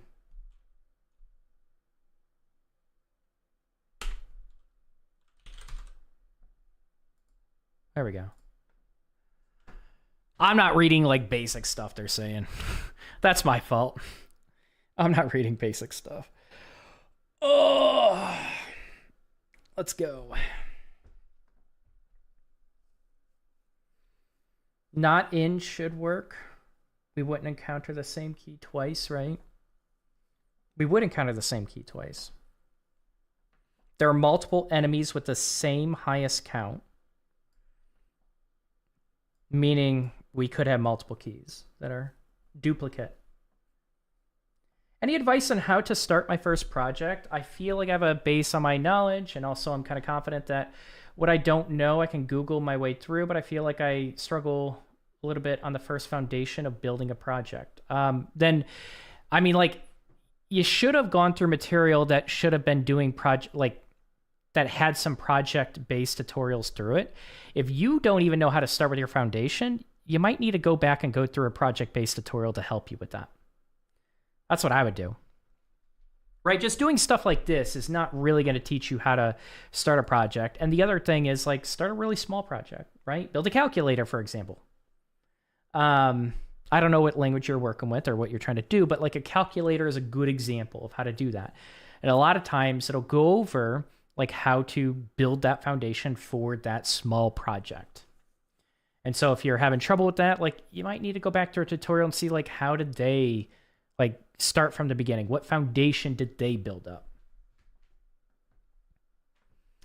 Essentially, you might have gone through your material a little bit too fast, which could be a thing. But hopefully your course is like really heavy project driven. All right. Ordered or unordered? As a Python version 3.7, dictionaries are ordered. Ooh. Okay, so 3.6, unordered, because dictionaries are ordered. The items have a defined order, and that order will not change. Unordered means that the items do not have a defined order, so you couldn't refer to an item by using an index. The takeaway is that if you're on Python 3.7 or later, you'll be able to iterate over dictionaries in the same order every time. Wait, what? 3. Oh, yeah. Python dictionary. Oh, before. See, I'm not even reading words at this point. I'm literally just skipping words. They were unordered. Quest status. Fantasy Quest needs a way to check the status of an individual character's quest status. The game stores each character's progress in a nested data structure, and the job is to fetch the status of the particular quest. Here's a structure. Complete the getQuest function, accepts a progress dictionary, and returns the character status in the Dragon Slayer quest. Chain the keys to access the nested.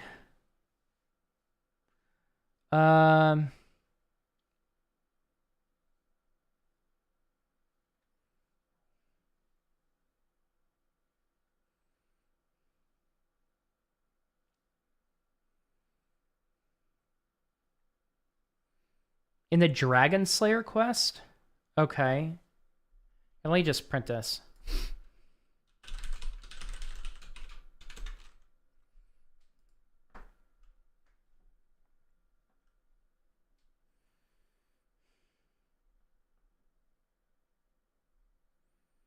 Okay. So all we're doing is...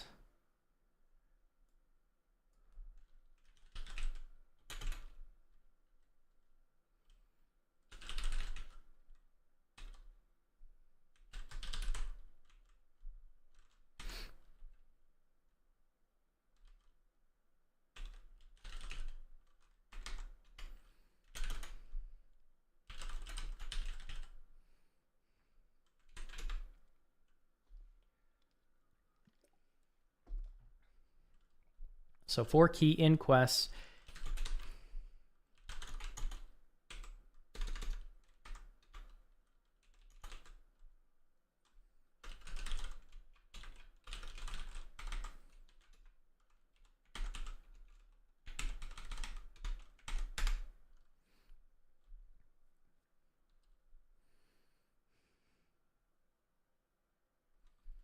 I mean, once we get to it, just return, right?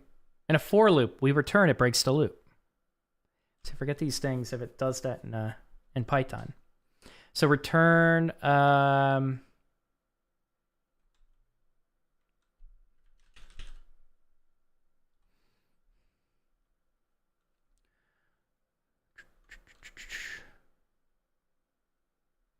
just make sure we're looping through. If key equals Dragon Slayer. I'm just going to repeat.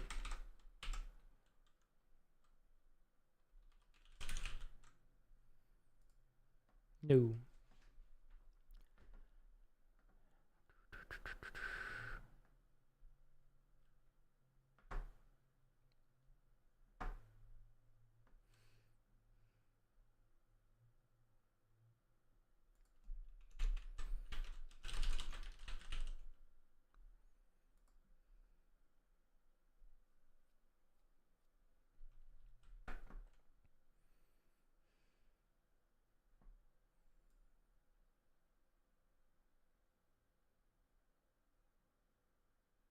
What?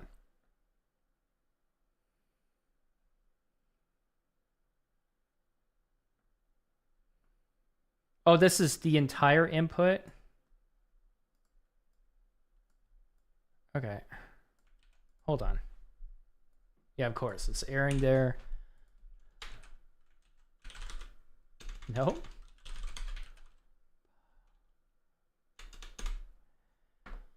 Entity.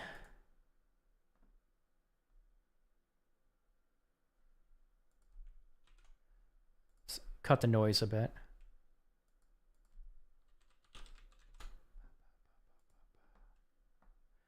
So we have character. Entity, character.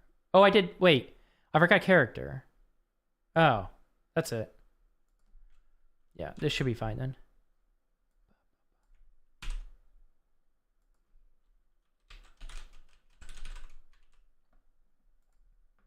Cool. Let's go.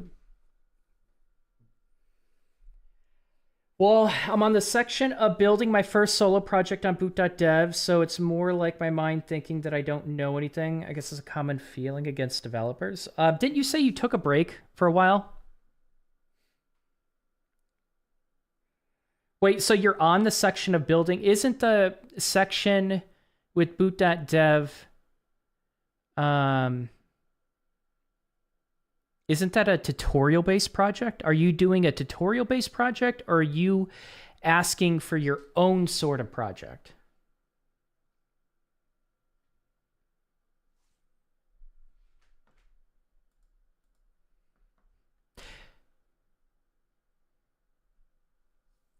Have almost the same problem with building projects? Yeah, like a lot of time, like, of course, you might need someone to dig into your situation and figure out what's tripping you up. Again, this is where, just pay for a mentor to help break you out of that. Because if you're not building, like, that's a problem. It was wasting time. But tutorial-based projects can kind of help get that started. Sometimes it's a confidence issue. Sometimes you just need to try it. But oftentimes, like, again, where you might think you should be at a certain point, and maybe you need to be, kind of like humble yourself and be like, you know what, maybe I got to go back to building a really small project first, and then I can build a little bit more of a complicated project. Another thing is, like, a lot of times people will take a break, or they'll get discouraged or get unconfident, and they just like freeze up, and they're just thinking too much.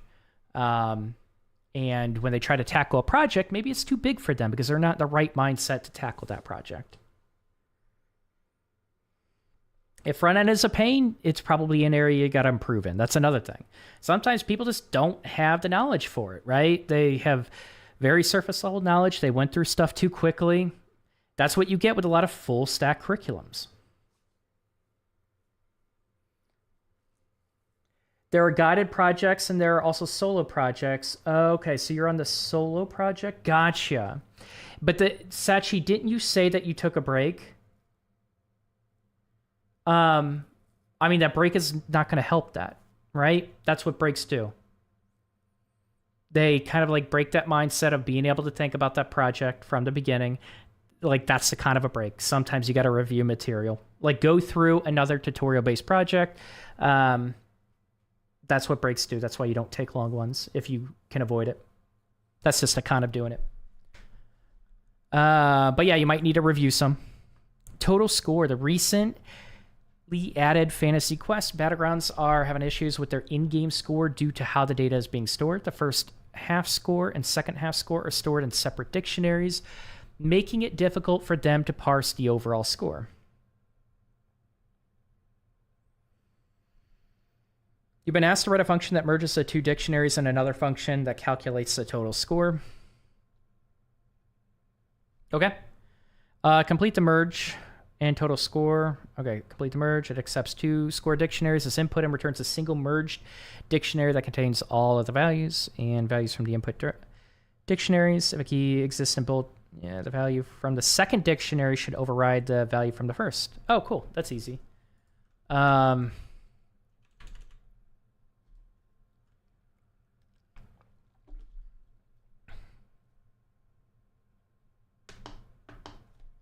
Okay.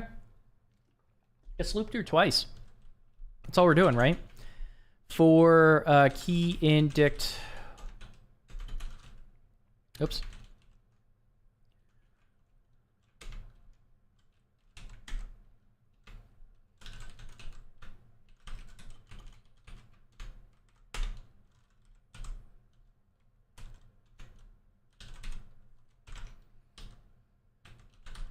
Nope.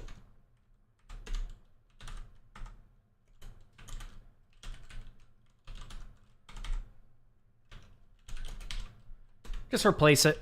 Yep. Key in dict 2.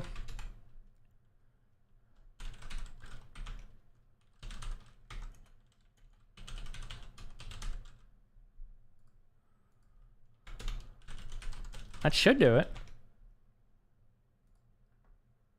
Ba-ba-ba.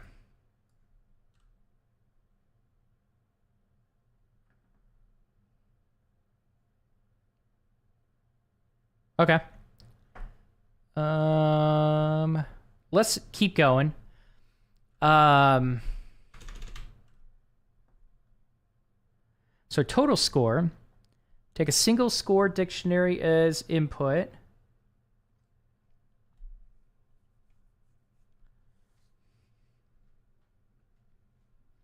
Return the total score calculated from the values of that dictionary. No points were scored. The function should return 0. Okay.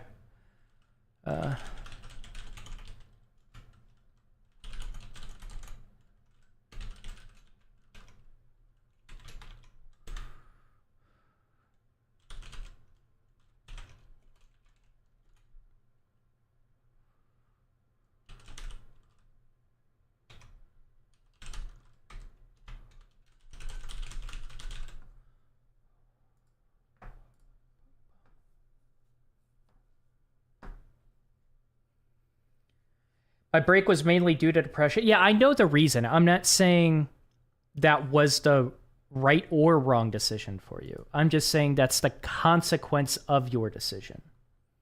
And so then you think about, like, what do I do now? So what is the action? It's you might have to review some material.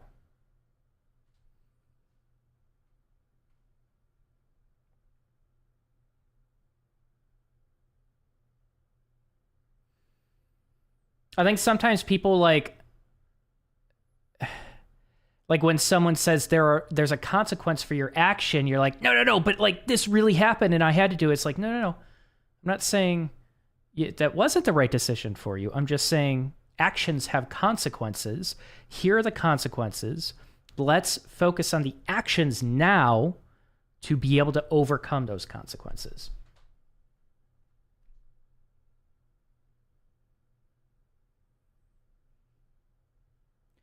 Made some cool poker chips for work with CSS art recently, and now I want to make CSS art as a side project. Thinking about making a Game Boy Color that turns on and off with just CSS, HTML, and JS. Do it. You know what'd be fun? I kind of want to make an arcade game, like a real arcade machine. I was thinking about that. I was going to make one for my mom. She wanted that because she's the one that hosts all of our family events.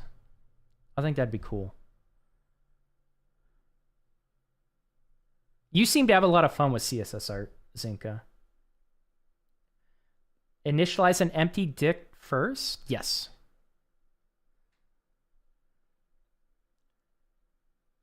Some music on? There's music on Twitch. Anna. If you want to hear music, we do have music playing. It is on Twitch. Yeah, I think it'd be cool. Maybe one day we do it. Just say fuck it and do it. Like, she's willing to pay for everything. It'll be a lot cheaper than her buying an arcade machine for sure. Yeah, no worries, Sachi. Dude, I want to dabble in electronics as well. The only problem is they're really expensive. Yeah, I ain't paying for the parts if she wants it. She wants free labor. She could buy the parts. But yeah, they can be. Yeah, arcade machines go for like $700, $900. I don't know how much of that is in parts or what, but I just know they're expensive. You buy one, like a good one. All right, let's go to the next one.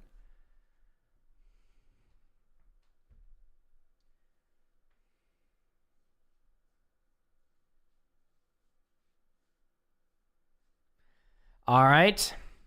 Fantasy Quest players want a way to track. So last one. Fantasy Quest players want a way to track what items they purchased from the vendor, how much it costs, and what they still need to purchase from their tracked items list.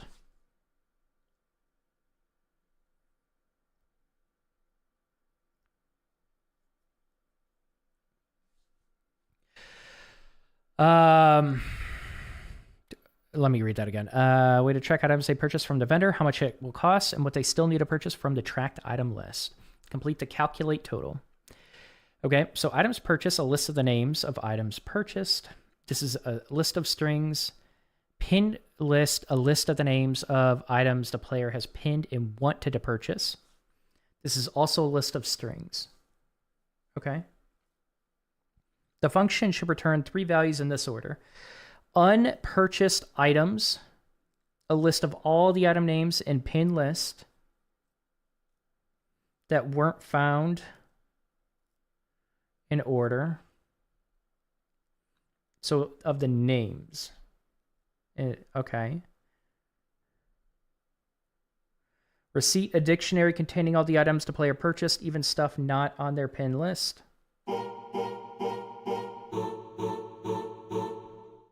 Oh shit, non-codes, rating with a party of 49. What's up? What's up? Thank you so much for the raid. I appreciate that. Let's give you a shout out. If you haven't watched non-codes, she's just diving deeper and deeper into becoming a dev. What are you working on lately? I don't think I've been in your stream for a while. How do I do a shout out on Twitch? Why am I such a bad streamer? Oh, a Python converter. Let's go. Are you having fun with it, or that face doesn't seem like you are? But for anyone coming to the stream right now we're just going through Boot.dev. Made a video a while back. Fuck front end. We're diving into back end for a little bit. Actually, a long time. And I just want to become a back end developer. So we're going through Boot.dev. Just going through the whole thing. Daniel Sosa, welcome. We're going through the whole thing also because they're an affiliate partner. Crash Systems, welcome. Thanks for the follow. And, I'm being critical of them as I go along, and we're just going to see like how high of quality their program really is. So far, I'm liking it, but we are very early on and we are in the first Python course, and that's what we're doing. So what are you guys up to? Live or dev trying. Thanks for the follow on Twitch. And if you haven't seen my YouTube channel, I just give a lot of advice for aspiring developers. So if you have any questions about the, career side of things, you're trying to find a job, feel free to ask in chat. How big is a dict? It is 3. I'm not good with being clever with words. Never mind.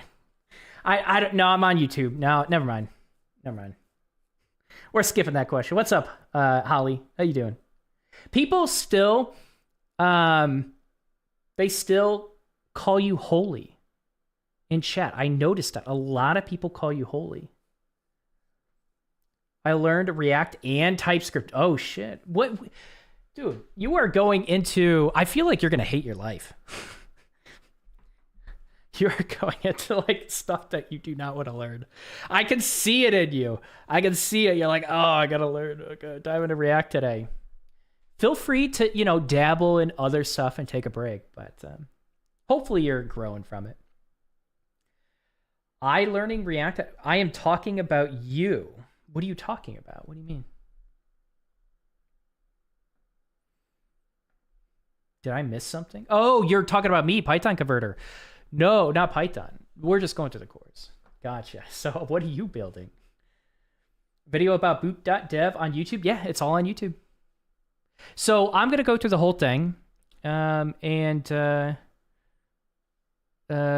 Lane said he'll pay for a review like I did with Scrimba. But if I do a review, the reason I did a review on Scrimba is because I went through the whole front-end curriculum. And I want to go through this curriculum to be able to do a review on Boot.dev. They call me both. I don't mind. That's good. I'm just trying to be more marketable. Do you want me to give my opinion on that, or do you not care? So I'll just let that go if you don't care. Holy with, I think, dude, his name is so confusing. I say just get rid of one of the L's. You're grinding, replicating designs. Oh, hold on. Gotta go. It's pizza gaming time. Have fun, y'all. Let's go. Uh, yeah, I didn't know what Dave and Buster's was till she said that, but sounds fun. Oh, it's taken. No. Granted, replicating designs that kind of have an eye for typography. Nice. Yeah, I think replication like that, you could just look at websites for that. I don't think replicating a website will give you an eye for design. I do think looking at designs will, looking at patterns will, but it's really good for reinforcing the concepts and how you use them in a practical manner. Creating clones is really effective at that. They're not portfolio projects. Employers don't give a shit about those projects, but they're really effective at like bridging that gap. You told me that you told me that there is more jobs for entry backend. No, I didn't say that. No, I never said that. What I said was there are more front end entry jobs for sure, and there are way more people trying to get them. So the competition is more fierce.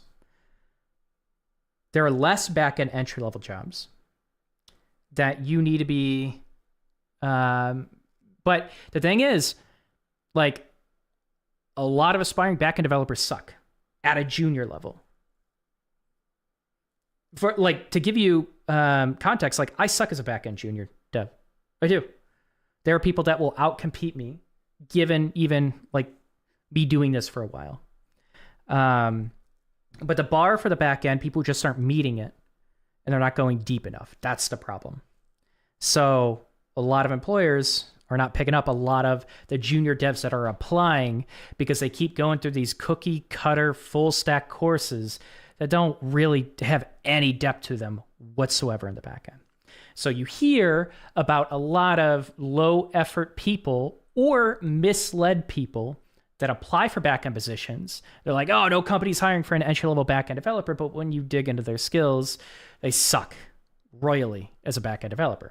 And the problem is, again, because content creators and course creators are like, yeah, just take my full stack course and you're going to be competitive for both. And now we're at a point where companies have more applicants to go through, and they can be picky, and they kind of just flush out these surface level full stack developers for their positions. And the actual full stack positions are rarely hiring junior full stack developers. You see more full stack positions, but they want experienced people. That's an accurate truth to all of that. But you're going to hear different misconceptions and like very contradictory perceptions of the market from a lot of different people. And it's like, honestly, I don't know how you guys new developers navigate all this. It's like you hear so many different opinions. Like, it's a crazy time for new devs. What skills do you think you need for entry level backend? Like, honestly, none. If I had a Boot.dev is kind of a starter for this. The reason why I partnered with them, because I hopped around quite a bit. I didn't take all the lessons, but I hopped around a bit. And I'll kind of just go with an overview, but it depends on the type of backend positions that you're trying to get. Like, I think having a T-shaped knowledge, going with a single stack if you're getting with web development is useful, right? Like if you want to like strictly go with a Python stack and go with Django and apply for web dev positions using Django, like do Python. Expand your knowledge, right? Python kind of splits between, I think it splits between object-oriented and kind of a functional programming, but I think like practicing a language that is strictly object-oriented, maybe like Java, and practicing a language, like even getting a little bit more comfortable with a purely functional language could be helpful. But the idea is like choose a language that is marketable, get really good with it, get comfortable with the framework after you build a solid foundation with it. Again, I do agree with this. Learn shells, terminals, get comfortable with that. I am not sold that you should learn Go. I think Go is popular among content creators, not actual, like a variety of dev positions. I don't think it's popular in the market at the entry level. But the idea is to go a little bit deeper, learn memory management, choose a language that allows you to do it, Because I don't think Python does, right? But go deeper, learn memory management, get comfortable with the terminal, get comfortable with Git, and like build these abstractions. Like if you're going to be, honestly, like this might sound crazy to you, but like just getting a little bit comfortable with being able to build some random CRUD application with Express is not enough. It's never been enough. It hasn't been enough in 2019 for most people. They had to go a bit deeper. But like break it down. Like instead of just leaning on these abstractions, if you're in the JavaScript world, like create these abstractions before you lean on them. But it depends on your ecosystem, right? Like if you're trying to become a Java developer, getting very comfortable with object-oriented programming, and if, I think Spring Boot is kind of their like most common web development thing, like just building a ton of projects with Spring Boot could be helpful as you explore other languages that might help you go a little bit deeper. But like they kind of developed a pretty good curriculum here, and they probably teach some stuff that it might not make it as efficient. I don't know. I got to go through it. But they go into depth in this program. But CI/CD stuff, this is what a lot of aspiring developers shy away from, right? Like if you're... Lenoid, thanks for the follow. Welcome. If you are an aspiring backend developer or even full stack developer, like why the fuck are you pushing shit to Heroku? Stop it. Why are you doing it to like Railway and like...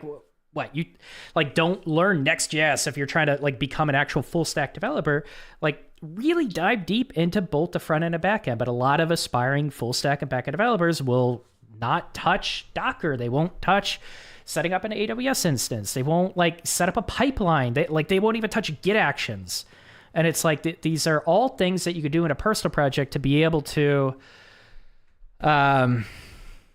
get more comfortable with a lot of your responsibilities that you will start diving into pretty early on in your career as a backend project. But even this, like they say, like capstone project, I would argue that this course probably doesn't go far enough to dive into frameworks. This is like it's to build a solid foundation. But it doesn't really teach you practical skills. It's like, I almost think like a course like this is really good as an alternative to a CS degree as long as you continue supplementing and really shine through a lot of your practical learning with marketable technologies on top of the language that you choose to double down with. Yeah, that's my answer.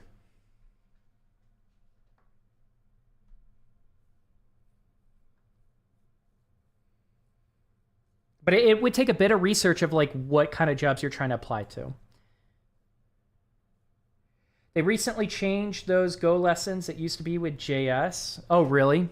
Okay. I know they're bringing in TypeScript. That's what I've been told. And I think that's a wise decision. There are plenty of Node.js positions using TypeScript to make you more marketable.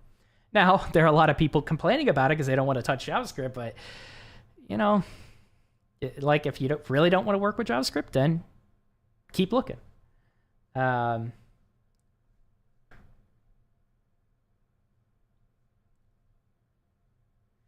For myself, and what's up, Josh? For myself, I'm thinking jumping into the Go C++ after getting my feet wet in Go. How low level is Go, by the way? I wonder what we're doing with... Oh, I think we're using C++. That is the memory management. Oh, C. We're going C.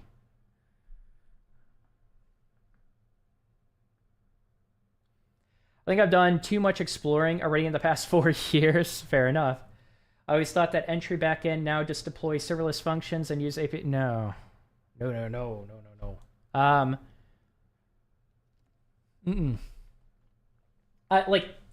not saying there aren't positions like that.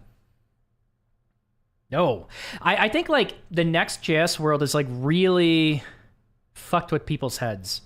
Again, it's become like the serverless cult has really been propagated across Twitter and other influencers that you might follow. But like, for an example, like Next.js is not common of a position. And a lot of a lot of companies have have kind of built their own custom solutions. If you want to talk about like startups that might eventually fail, like some lower stage startups that might eventually fail that like push out a Next.js project, like they're not hiring a lot of devs, very few devs. They're hiring more experienced devs usually to just try to get the product out the door as quickly as possible and not have it be a clusterfuck. But like more established companies that have a established pipeline to ramp up junior developers are not leaning on serverless, especially if they have any sort of like meaningful data or sizable data moving through their systems, where serverless gets incredibly fucking expensive. I don't think serverless scales price-wise that well for a lot of companies. That's why people choose a lot of custom solutions. It's not the only reason, but I need to get better with... Let me catch up. I want to make sure I get all the messages. I need to get better with deployment, CI/CD. Yep. Yes. For backend, yes. I'm 10 minutes old. I can talk now. You can't. What's up, Crash?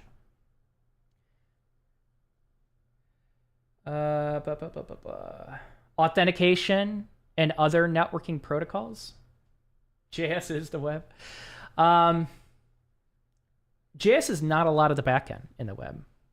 I mean, like, it depends on what you mean by a lot, but like a lot of people think getting into the industry, it's like, oh yeah, everyone just runs like Node.js and just learn JavaScript and you can build a front end and back end. It's like there are a lot of companies and teams that do not like JavaScript, that have older systems that don't give a shit about JavaScript, that continue evolving in their own systems. Like, you had a big push for Node.js for a while.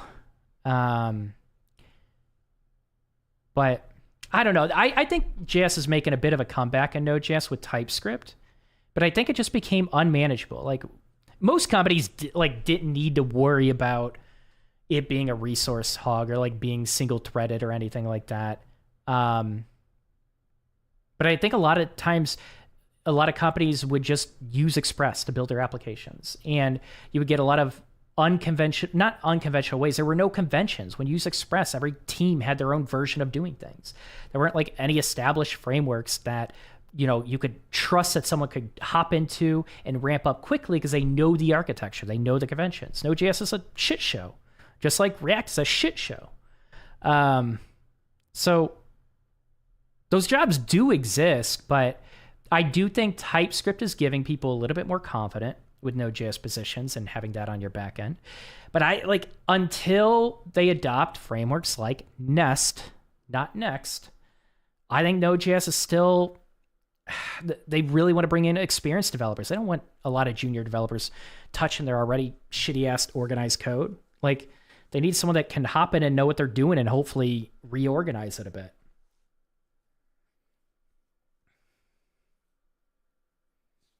You need an appreciated amount of salt to be back end. If you already have some familiarity with doing front end, try setting up a back end for your preferred. You know what I could have done? I'm not going to do it now. Maybe during a raid, I switch off the follower only mode. I might do that. I didn't even think about that because I don't care to gain a bunch of followers. I just want to have good conversation. So that's why I keep it up. But yeah, next time I get a raid, I'll probably switch that off temporarily. Try setting up Linux. No, I don't think you need to learn to install Linux. Do basic maintenance, like updating packages, configuring a basic static IP. I don't think necessarily, no. Learn how to get Docker, Kubernetes, or VM. I don't know. I don't know if I agree with that. With the Linux, I mean, like, I don't think you.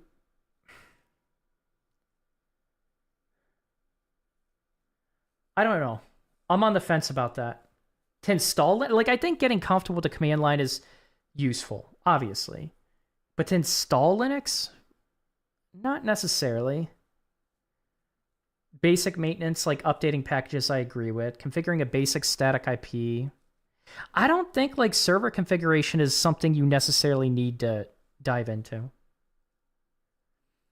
Like, you're talking about, like, okay, if your company or the companies are going to have like a dedicated server or a VM, that their responsibility as a newer developer might be server configuration. I would argue that there are a lot of backend positions that don't necessarily required that initial knowledge. Like, you're talking about server config. Even if you're talking about it at a fundamental level, I don't necessarily agree with that. Learn how to install your preferred stack. 100% agree with that.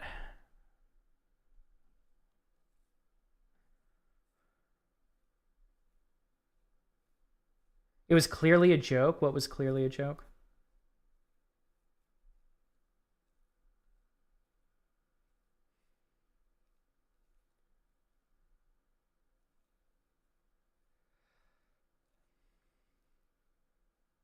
I like using Go for single task things where I don't need every bit of memory or performance that C can get me. Okay. A lot of people do like Go.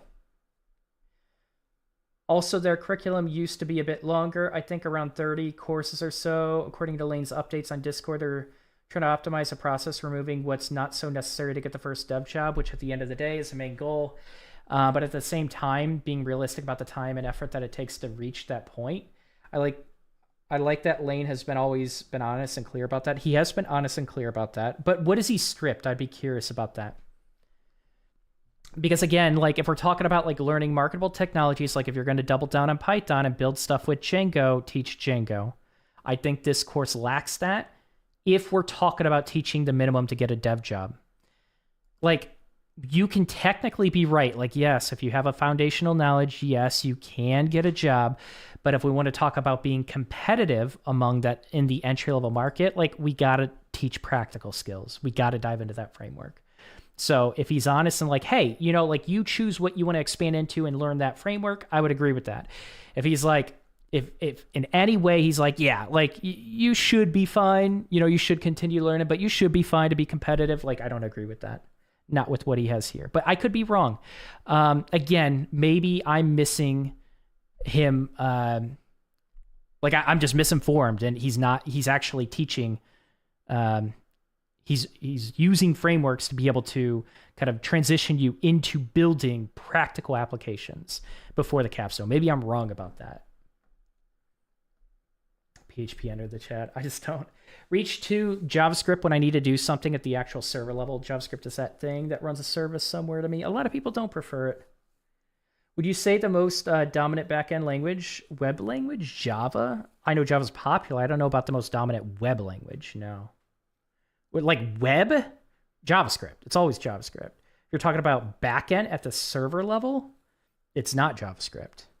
I'd have to look again what that is. Python's really popular, but I don't think Java's the most popular if we're like talking about web development. PHP, I would argue non-codes, maybe PHP. You might be right about that. PHP is very prevalent. And what are we talking about? Are we talking about jobs, or are we talking about like the size of code bases? There are a lot of old code bases in PHP.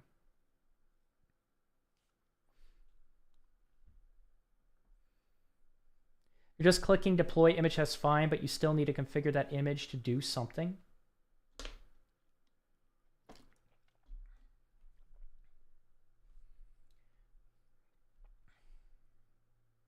I used to go as a network encapsulation agent with libcap. It let me capture the network traffic. I figured you were a little bit more network focused, Crash, and you had some of that experience. Again, I just don't think that's initial fundamental knowledge that's needed in terms of that server configuration. I think you have a bias towards what you did. If we're talking about marketability with initial backend developers, I don't think I agree with you on that. I guess I will learn PHP. Dude, you gotta stop hopping around. Just pick one. No, just pick one. Yeah, I'm sure you get a lot of opinions on what to learn. We literally just talked about it. Like we're actually talking about women streamers. And Zinka brought it up. It's like a lot of guys that will like just give tons of unsolicited advice to chick streamers that are coding, and it just like sends them in a whirlwind. And yes, it's a gendered thing. I don't see this in a lot of guy streams. It's like guys that just flood women's chats that give tons of their unsolicited advice, and their advice is like, I think they're trying to be helpful, but there's a variety of information, like a shitload of information that is just a whirlwind to try to understand. Python is oh, you Perl. Wow. Really want to go back, huh? I think Python is the number one language when it comes to backend. I could see that. If we're talking about web development, I could see that. I don't know about outside web development. Because if we expand past web development, I would say Java is more popular than Python, isn't it? Learn what seems interesting, yes. So if that is not going to cut it, maybe, yeah, oh. Wait, did you type that twice? No, I'm just reading it twice. No, you said, I guess I will learn PHP next. Are you serious? Are you actually saying you want to learn PHP?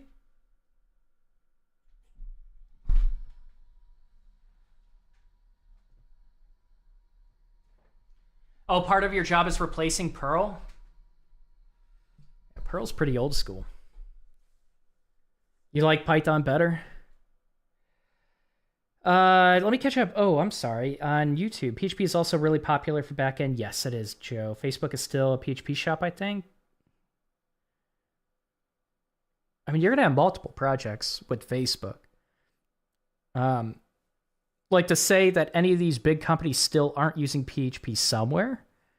Yeah, I think like most large companies that have been around probably have projects in PHP that are still maintained. Spotify's Java? Okay. I want to learn whatever will get me a backend position. I mean, the problem is, again, it's like when you try to do too many things and you bounce around based off of what you think is gonna like make you marketable, and that is solely your compass, you are not gonna get a job. When you do research into the companies that you want to work for, and you figure out their stack, and you figure out like, okay, this stack is like widely used across these types of companies that I think I'm going to fit into the culture. I'm going to want to work on their products. Like that's where you start shifting your focus into like having a real plan ahead of you. And it might be a long plan, but it's not about like what is going to make me the most marketable to the most amount of jobs. That is a broken mindset that keeps you unemployed. It's about like, what the fuck do I want to build and what do I enjoy building? Now, like you could start with that. And what kind of projects do I enjoy building? Now let's expand that into a more professional level. What does that look like in terms of professional projects? What kind of problems am I solving at a basic level that starts aligning with the types of companies that have a more complex problem, but similar that I want to apply to? What stacks are they using? What stacks does this type of industry really lean towards? And at a certain point, you just got to pull the trigger and double down on it. You can expand, you can learn a little bit here and there to expand your knowledge. I think that's good, especially as a backend developer, because front end is pretty cookie cutter. Backend, a little bit more loose. And they kind of like, it's more polyglot culture on the backend, obviously, because JavaScript, you just use JavaScript on the front end for the most part if you want to be marketable. But yeah, like you kind of, you got to stick with something, you know? JS used to be more popular than Python, yes, but according to some chart that Stack Overflow made Python already replaced JS. Some chart? I don't know about that. I guess I would have to see that data. I will say if you get hired for backend and you're good, you'll be able to go far. Yeah, but backend means so many. It does. Backend means a lot of different things. You're right about that. For me, backend is the actual platform. So what I need is different for someone where the backend is AWS East or DigitalOcean. Yeah, I get it. And you're talking about your version of backend. You are. But it's tricky. Like the backend there, like you said, Crash, like it means so many different things. It does. And that's the tricky part about backend. It's why a lot of people really don't make it with backend initially with their first position. But I think a lot of that is like, there aren't good courses overall. Again, the reason I settled on Boot.dev, it's the best self-taught course I've seen so far. Yeah, a lot of the resources being given to a lot of new developers is just cookie cutter ass, like bullshit full stack courses. I feel bad for new developers because they're sold a lie. in terms of being marketable for backend or full stack. Right. I do want to make a better Twitch bot. You want to make a better Twitch bot. Okay. Yeah, I won't give you tons of unsolicited advice. I'm sure you get a bunch of it. None. Of course, like if you ever want to reach out, I'm happy to have a private conversation too. But I'm already thinking like you probably receive a ton of advice already. I'm not going to confuse you more. But I think it's really cool. Again, I think it's really cool that you stream all the time. You show your progress. That's super, it's respectable. And like a lot of, again, because I live streamed what I was doing, it's the one thing that made me stand out for my first step position. I think that's awesome that you do that. You just got to be careful about how many cooks you have in the kitchen. I was thinking with TypeScript this time. For the backend. So if you're aiming for backend, you want to go TypeScript. If you want to go TypeScript, what I would do is like look up about 250 job postings on the backend. Like build a spreadsheet. What are companies hiring for? Get a variety of industries, a variety of different types of companies, but like build a spreadsheet because it's easy to like get people like, hey, I think you should learn Python, or I think you should learn Go, or like a lot of people just tell you what you should learn with so much missing context about like what you're trying to achieve and very little research on their end in terms of like the marketability of it in your local area and the industry that you're aiming for. Like a spreadsheet of just like taking a day out to do all this research, especially in the big city that you're applying to, is huge. It's like, when people finally do that, I think it gives them confidence to double down on something. But until then, you're at the mercy of your chat just telling you, do this, do this, do this. You know what I mean? It's a lot of Java and C#, but at what percentages? And how many jobs did you look into? Because non-codes, I'm talking about taking like 6-hour day and doing this research. So can you show me the spreadsheet that you've created for this? Again, I'm talking about like actual real research. I mean, okay. So if you're not going to do that, then that's one tool that's going to help you solidify that path. If you aren't willing to do that, then you might be flying blind for a very long time because that's like step number one. She doesn't get good advices. She gets a lot of random stuff and she focuses on zero of them. I feel bad. I'm not picking on you, Nod. One thing I love about you is like you're so open about your path, and I think it's really cool. Like tons of transparency with your streams. That's why people watch you. You're a much better streamer than I am, by the way. You are. I think your streams are awesome, but yeah, it's like there's zero direction, and you have a lot of cooks in the kitchen. And I've seen a lot of the advice that has come out. Holy, I know exactly what you're talking about. And there's a lot of bad advice in that chat. And it's hard to navigate that as a new developer. It really is. How rough do you think the backend market right now is? Like, how do I define that? The front end market and backend market is competitive. Like do I do a rating? What's like 0 and what's 10? Like, how do I define those? Like, that's I don't think questions like that, like, I would say, like, the market is, if I had to give you, like, the most generic answer ever, like, the market, entry-level market, back end, front end, and full stack is competitive. Full stack, more competitive. Everyone and their mother is trying to get a full stack position, and most suck at it. They've just, like, picked up Next, or they picked up some bullshit full stack article, and they're just barely scraping projects together, putting it on Netlify or like wherever they're going to host, or Netlify is only front end. Wait, Vercel. Netlify is Vercel, right? I think I'm so tired. You should have seen like me going through Python. I'm so tired. I can't think. But like they're kind of just like hosting it on some easy, quick, like transfer my GitHub code and build it on the server with one single button sort of full stack project. But yeah, it's competitive.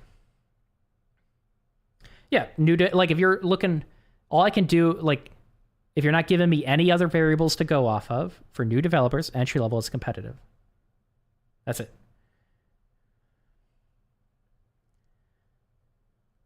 I focus and zero bad advice. But I am going through LS a lot slower because of stream, but it's part of the trade-off.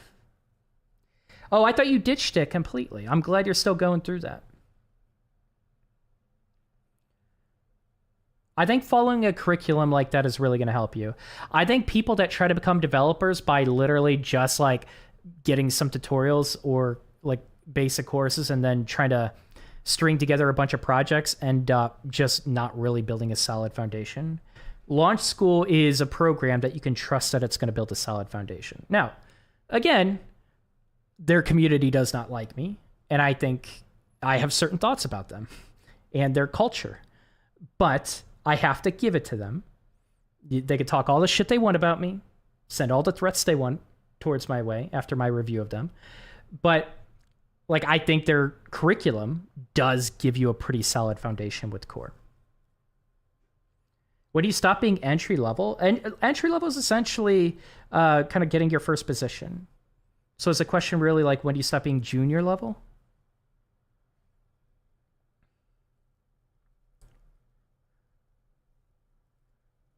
VTS hasn't cussed in any of my comments. I don't think so. For a while when I was adding new features to... Let me catch up with you. Oh, I'm sorry. Let me catch up with you. Dude, why do I keep neglecting YouTube? Is sticking with Express for full stack a bit more interested? What? Full stack, okay. If I misread that. Okay, if interested more in front end jobs. Yeah, like if you're just learning backend to build a basic CRUD project, Express is fine. You don't need to learn backend. It's a complete lie. You do not need to learn backend to get a front end position. Now, will it help you like not have to lean on some third party database like Firestore or Supabase? Sure. It would. And you can dive into backend.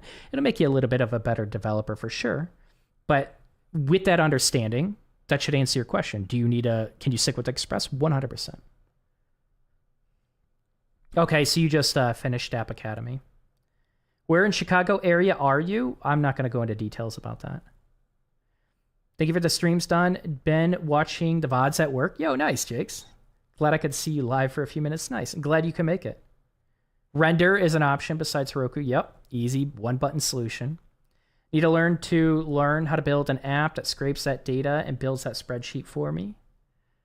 Make sure you follow the rules with the bots. Or make sure you follow the rules like the terms of service with the website. Definitely don't scrape any data you don't have permission to. To be very clear, I'm going to give people a heads up. You will get banned here. If you're doing shit you don't respect terms of service, especially when it comes to scraping data, you will get instant banned here. So I'm not saying you're not respecting it, but like anyone else talking about that, make sure you do. Picking full stack as a new dev is a recipe for failure. Yes. It takes years to be decent on one end. Yes. Yes. We have to start fighting against a surface level knowledge developer. We have to, because it's just screwing people over. We have to like constantly call it out because it's just perpetuated with tons of content creators and courses that are trying to sell you shit and make money and stay in business in a really tough market. We have to start calling it out. And in fact, like I just sent an email towards, I won't say who. Well, doesn't matter. No, I'll keep it under wraps for now. But someone I'm potentially working with where like not happy with the direction that they're going. Not at all. Thank you, Don. Is email development still a valid path? Very much so, yep. Yeah, no problem, Jason. Yeah, there are actually terms of service. Now it's like, are you going to get caught?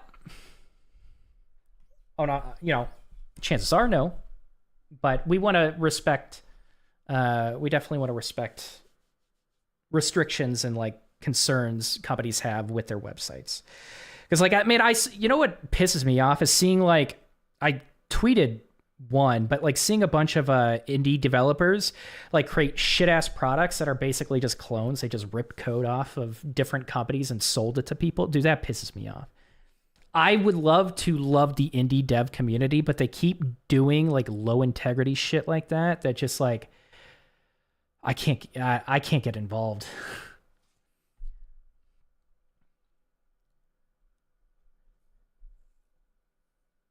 Oh, I misread that. When you start cussing in the comments. Whoops.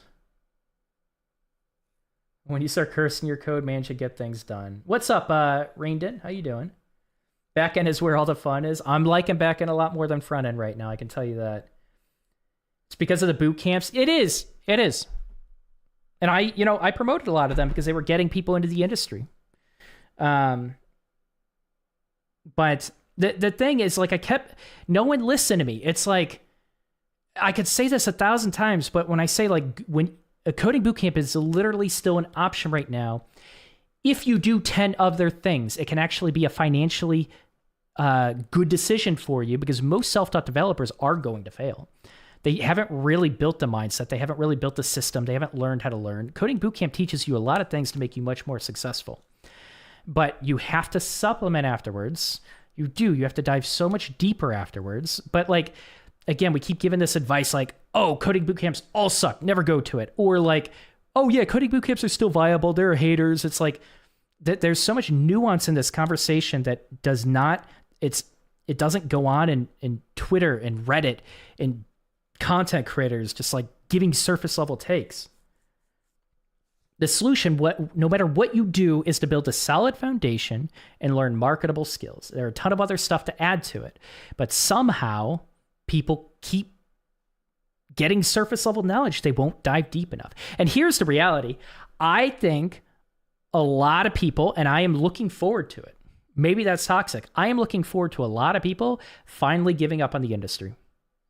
There are a lot of people that did this just for the money. They're not willing to dive deep into it, no enjoyment whatsoever. So they are looking for a fast track as a developer, and they are clogging the system. They're not going to dive deep enough.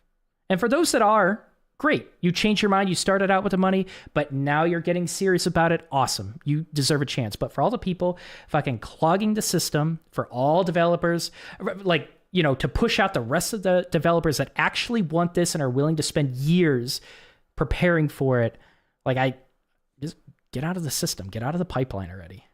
And we're seeing that. We're seeing a lot of developers that were never going to become developers finally giving up. And I think that's good. I think that's great. What do you guys think about that? Take my 1-month course, GigaChat Web Dev 100K. Yeah, exactly. How I learned front-end programming and got, oh my God, 6-figure job, dude. I'm so sick of like titles like that popping up on YouTube. Learn PHP, get Lambo. Yeah.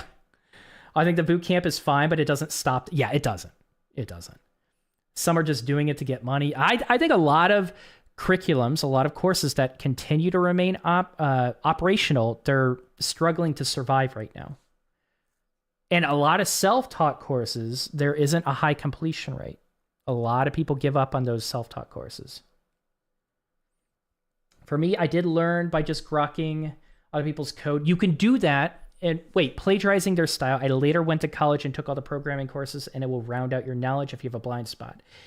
In full disclosure, I have yet to use it. So let me ask you this, Crash. Are you saying that in a way where you would encourage people to do the same?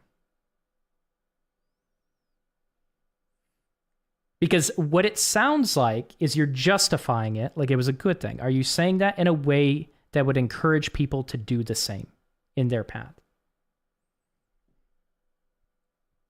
And are you talking about like literally ripping their style and making it public, like putting it on your portfolio? I advise against that. You need to have a specific self-starting mindset. No. I want to be let me be very clear, Crash, because you're giving me these vibes. Are you advising people to do that if they have a self-starting mindset where they are ripping shit and making it public? Or are you saying that in your own private stuff, you are just cloning and you're ripping stuff to practice and get better? Are you basically encouraging people, if they have the self-starter mindset, to rip it and just make that project public? Look at my horse is amazing. Money, welcome. Thanks for the follow on Twitch.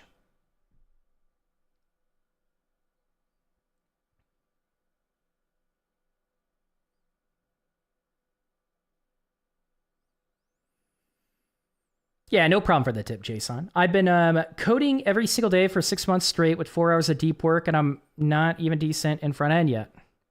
I feel like I have infinitely more to learn before I land my first role. Well, have you built anything so far, by the way, Brendan?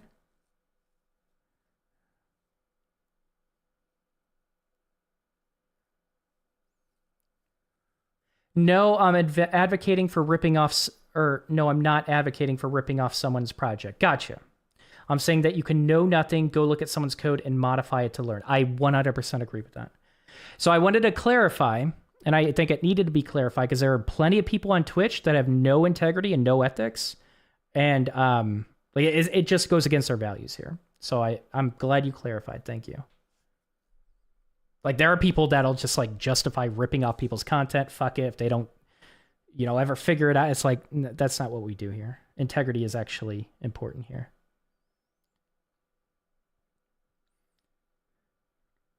About the deep diving into things we learn, what I like about Boot.dev is the IA pet. You mean AI. I take your advice of not generating code from AI. Good. I've never done it, but instead I ask a lot of specific questions about the subject that I learn at that moment, more concepts or examples in order for me to sink that knowledge into my brain. Like, I think that's great. AI can be a very useful mentor or tool as a mentor. I think that's a great use for AI.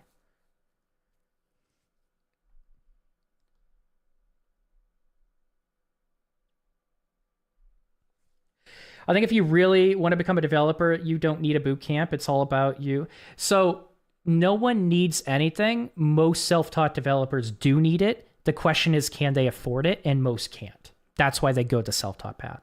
But most do need it. But can you make it, like, technically do you need it? No. If you do all the right things as a self-taught developer, you don't need it. But the self-taught path is extremely hard. And after I see like 10,000 plus people that have gone through it that just give up because it is too hard, there are a lot of habits and there's so much you have to like reform about yourself. And like it really takes like honestly becoming a way better version of yourself to be able to do that efficiently. Especially if you have no experience with entrepreneurship or like really just being extremely resourceful of a person, having a ton of drive, good habits, schedule, like how to learn. Like there's so many things that you need to build up in yourself to make that successful. Most people are going to fail. That's why most people go through traditional degrees in college when even the profession doesn't require it, because most people are just really bad students. So I think that needs clarified. It's all up to you learn, cause 6 months is just not enough to learn anything. I agree. It's not about the amount that you learn at a coding bootcamp. It's establishing a really good learning routine. Well, I mean, it's more than just that, but I think that's the important part. Probably can learn what they do. So yes, all the education actually is free. If we even want to dive deeper into it, like fuck paying for a course, a self-taught course, just learn it for free. It's all out there for free. But that doesn't paint the whole picture. Right? If that was the solution, like dev courses wouldn't exist, or like paid dev courses wouldn't exist because everyone would just learn for free.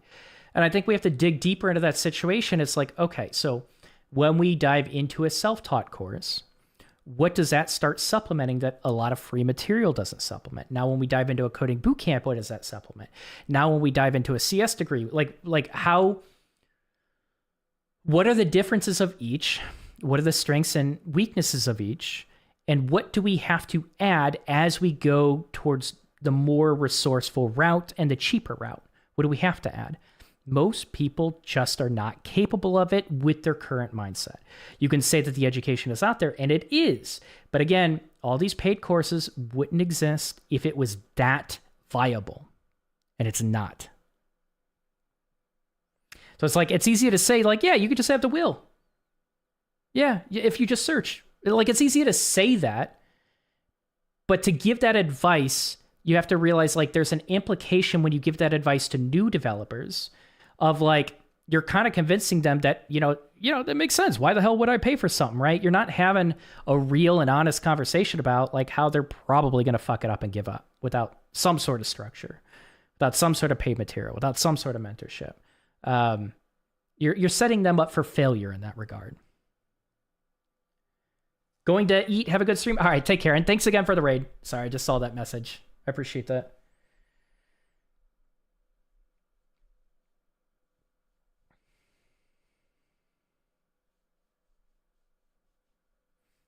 Brendan, I went NALCS fundamentals too, so I'm not holding a team back when I go into a position. So I did DSA course and practice sleep code. Okay.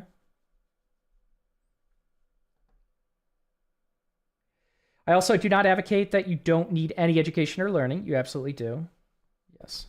To what level some people will go to learn very, and that's the thing. Yeah, it varies with people. I say try different things out and see if it works for you. But the thing is, like, I think it's healthy to try stuff out. I think it's healthy to like just clone a open source project or something like that and just mess with it, break stuff. But the problem is, like, I think it's really good to teach developers to explore. But the problem we're having in this industry is a lot of new developers aren't willing to lengthen the time it takes to become a developer so that they have that curiosity. Like a lot of us that got into coding a long time ago, we were curious. We just kept diving into it. And you have to realize, like, the mindset of so many new developers is not that. They're not curious. They want a perfectly templated path into the industry. They're not curious. They don't let that curiosity take them deeper into tech. And they kind of become curious a little bit and start learning about things they like. But like, man, like there's a huge difference between developers back in the day that would like, instead of going to parties, instead of going to bars, instead of doing all this, like they would code. They go home and they build something. They learn something. They do something techie. The nerds win in that respect. The geeks win in that respect. And like, that's essentially what the tech industry was built on, is people just loving fucking technology. And now people are just getting into it because they are desperate because their job might get replaced or outsourced. And I think it's a really unhealthy reason to try to get a job in tech. If you aren't willing to let yourself be curious and significantly lengthen the process or the amount of time it's going to take to get into tech. And in my opinion, that's the best way to use AI. Yeah, I agree. I recommend someone starting with Python, core fundamentals, recursion. Okay. I know I wanted to be a software engineer in the 8th grade. I've been programming almost every year since, where I learned most. Or thing is, I learn by doing, so it takes me forever to learn anything. But you learn it. I think a lot of people learn by doing, but I think also people have preferences for their learning when that might not necessarily be the best way for them to. I think it's really hard to go through a course that's actually really well taught and it's helping it sink in. But if that course is fucking boring, or like if it doesn't keep your attention, which none of us have nowadays because of technology, you're just going to skip it. You're like, I just like video learning, or I like interactive learning. It's like, no, you just have the patience for video learning. You just have the patience for something being extremely gamified. I think there are like really good resources that we skip on because we've fucked our dopamine system.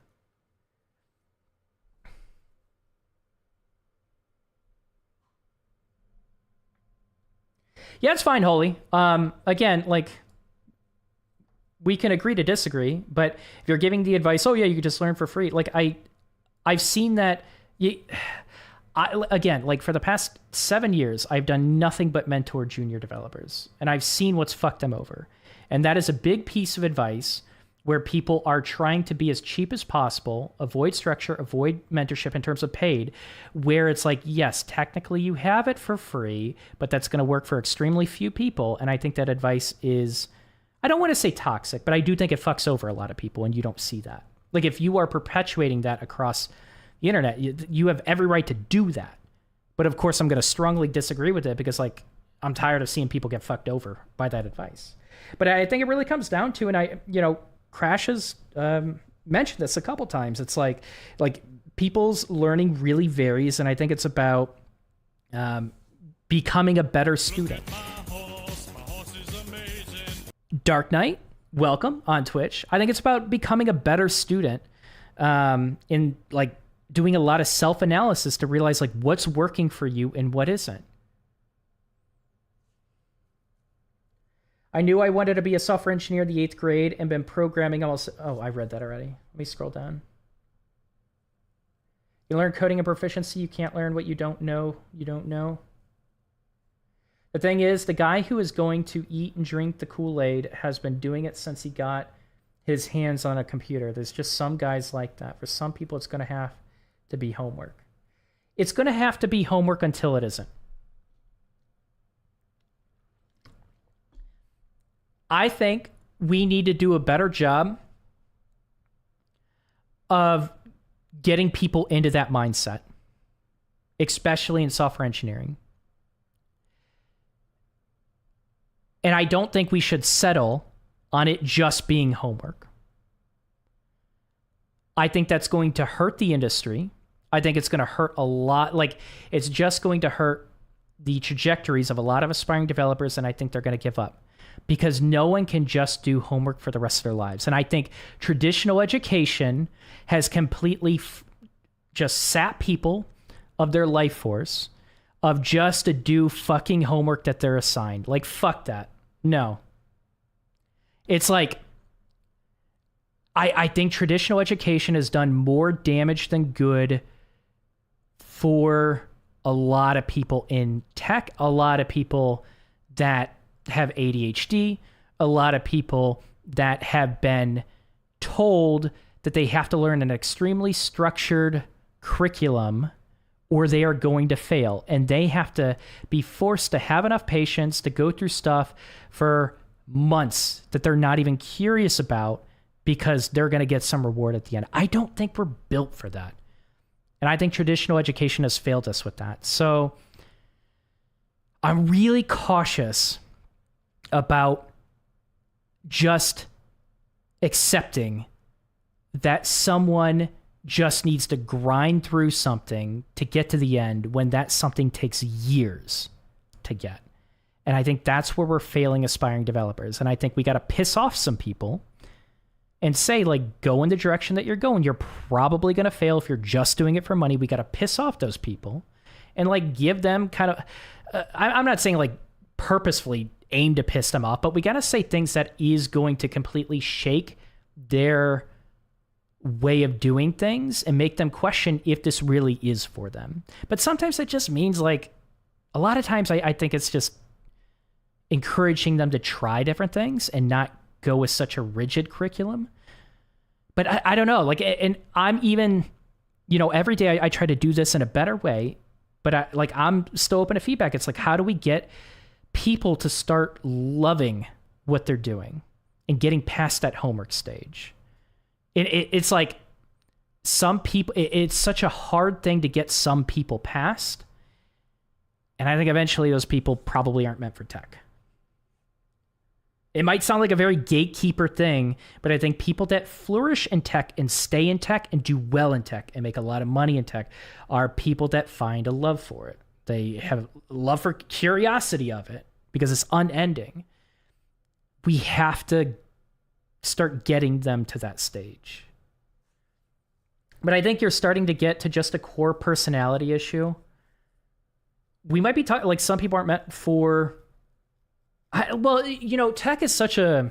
Look at my horse is amazing. L GameCube, welcome. Tech is, like, there's a variety of positions on tech. I think I'm probably more speaking to software engineering, maybe, in somewhat of tech. But I think it's more of an issue that people... I think personalities are malleable.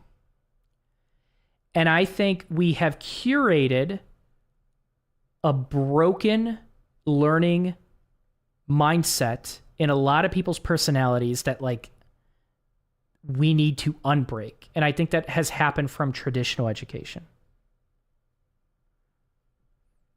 I don't think, like, when you say core, are you talking about something that can change or not? Because if you're talking about something that can't change, I think we can change it. But if we're talking about something that's ingrained in them through years of building that up in them, then yes. And that's really hard to shift. It is a really hard thing to shift in some people.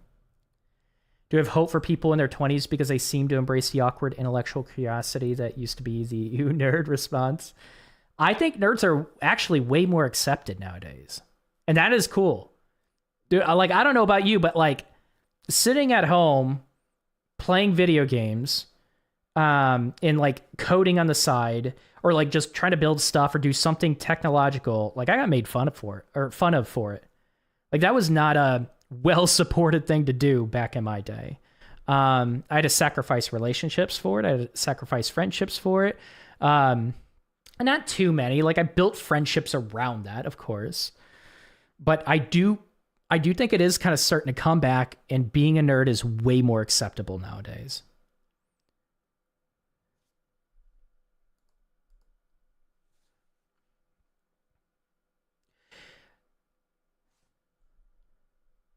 I have a hard time seeing how someone can be a software engineer and not be passionate about coding. It's like being a musician, not liking art, or a painter and not liking to paint. I think it is creative in that aspect.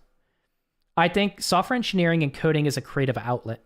It's a different type of creative outlet. We don't think of it like the arts, like liberal arts, but it is a creative outlet. And software engineers, if you like what you do, you usually like how you organize your code. You feel good about it, and you don't feel good when it's not kind of in your format. Like it's a creative expression in how you choose to create your code, which is why, like, get the fuck out of your company off office hours and build your own project, right? Like go over your own conventions. Because if you don't do that, you don't get to really find the enjoyment a lot of software engineers find in just finally building their own stuff in their own way. I think sometimes people burn out from the industry because they don't do that. But it is a creative outlet. Nerds for the win, indeed.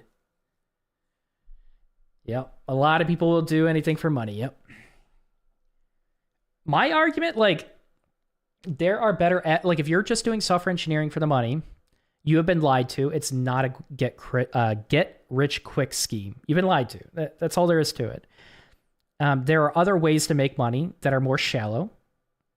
Why are you going for like one of the harder positions in tech to get? Like, even if you're switching to tech for the money, why are you doing software engineering? Like, that's my question. There are easier tech positions to get into. Why are you picking a software engineer when now you know everyone and their mother wants to become a software engineer?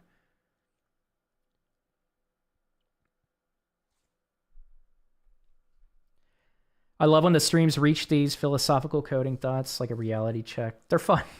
And they often do, and I often get distracted if the conversation flows. But yeah, these are good. It's a good conversation. Feels like, yeah, it's an art form. It feels like if someone's not passionate about it, they quit very quickly, or maybe that's the people who become managers. Honestly, yeah, you're not wrong about that. Some people don't want to code. I think good software engineering managers are managers who miss coding. Do you guys think I'm wrong about that? I think good software engineering managers are managers that get into the position and then they eventually get, stuck with meetings and they don't get to code as much, but they're the ones that still want to code. I like the problems. Me too. Just got off work and came straight back to the coding grind. Good evening. Let's go, Chuck. How'd your workday go? This might be a hot take. Some people are not meant to be software engineers. No, I 100% agree. They're not meant to be software engineers. Obama lied. Yeah, Obama just flat out lied. Not everyone should learn to code. That was a complete lie. He lied to the entire country with that. I welcome anyone wanting to become one. Yep. But if you aren't passionate about learning, expanding your knowledge and skills, you probably won't last long. Very true. Yeah, I think Obama, like, I've talked about this, but I think Obama was a big detriment to the software engineering industry. Just flooding the industry with a lot of people. Like, yeah, I'm just not even going to dive into that. I'm going to rant about it. But not everyone is meant to become a software engineer. You're right about that. And and the thing is, like, a lot of people are hurting themselves trying to convince themselves they are when they know in their heart that they don't really enjoy it.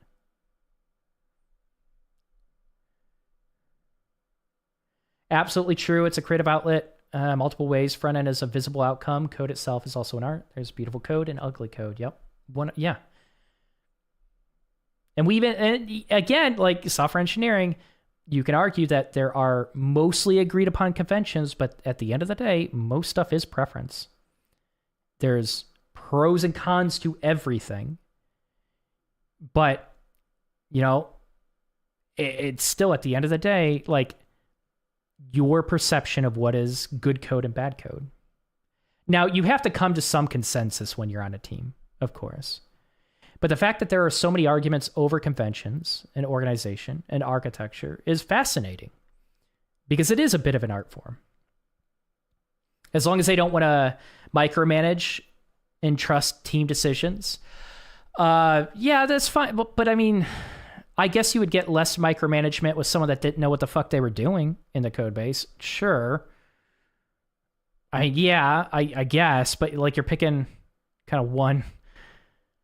I don't know. I would rather have someone that would micromanage and know the product know how to code than someone who was never a software engineer and a manager. Because we have plenty of those that will get a degree and then manage software engineers. Like, fuck that. Like, those managers don't deserve to exist. Not in the software engineering world. Agreed. RuneScape made me want to code when I was 15. Not gonna lie, dude, StarCraft did it for me. I basically did unethical things to get a bunch of StarCraft keys by getting unethical access to things. And I had a ton of bots in Battle.net that I did unethical things with. And then I learned to code a bot. Then I learned about viruses and trying to build an antivirus thing. And I explored. I was curious. I'm not saying it. I'm not going into detail. I'm just saying, like, it was fun. And I started with a video game as well. I started in the video game world, and it got me curious. And like building stuff for the video game got me coding. What do you think about what Elon said recently about H-1B visas? I don't know what he said. I didn't look into that, Proc. What did he say? Software engineering apprenticeships could be great. I think I agree with you, Dark. Particularly at addressing the very high cost of software engineering mentorship. Do I hear they can't get the jobs because they don't have college degrees? No, you don't need a college degree to get a job. Probably about 30% of companies will actually require a CS degree. Again, just because a job posting has CS degree listed as preferred does not mean they won't hire non-CS degrees. My cousin used to work as a manager at a huge company that is the equivalent to Amazon, but in South America. Okay, had a huge salary, excellent position and benefits, but again, he was not touching any code. He decided to give up the position because he missed coding so much, so he applied to another position, even with less salary, but he's happy. That's awesome, man. I'm glad he's happier, and that's what it's about. It's about finding that position that you're going to be happy in. Because, life is long. And if you are forcing yourself to go to work each day and spending that, like, just blowing your life away, you're spending that many hours in your job for 20, 40 years.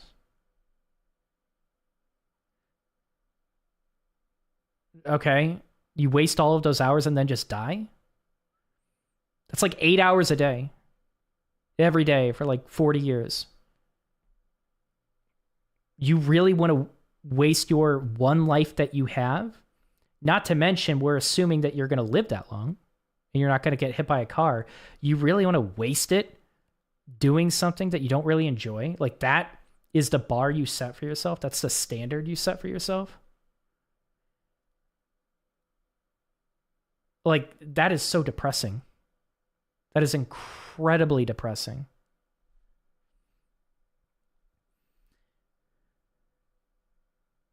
I made my own variable naming convention called CODK, so it looks like X. Damn. Hey, it's your code base, VTS. Absolute man. Yep, I agree with that. Had more managers that don't program, they were worse in my opinion. I think so.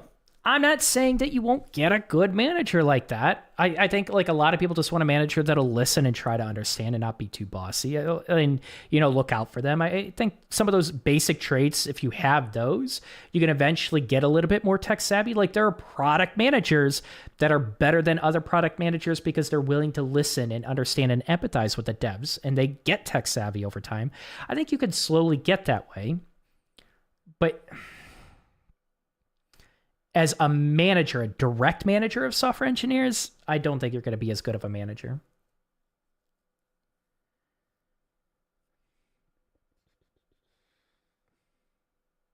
Yeah, I don't think you're going to make that popular BTS. Maybe with a bunch of 14-year-olds. We look for experience over education on resumes. We love Git repo links. Yep, experience will always win. Remember, the code is only wrong if it doesn't run. Get it running first. It's definitely wrong if it doesn't run. I think I would convert it to that. It is 100% wrong if it doesn't run. So instead of focusing on all the other things, get your code running first. Make it run good. I like that. I completely agree with the way you think, man. Well, I appreciate that.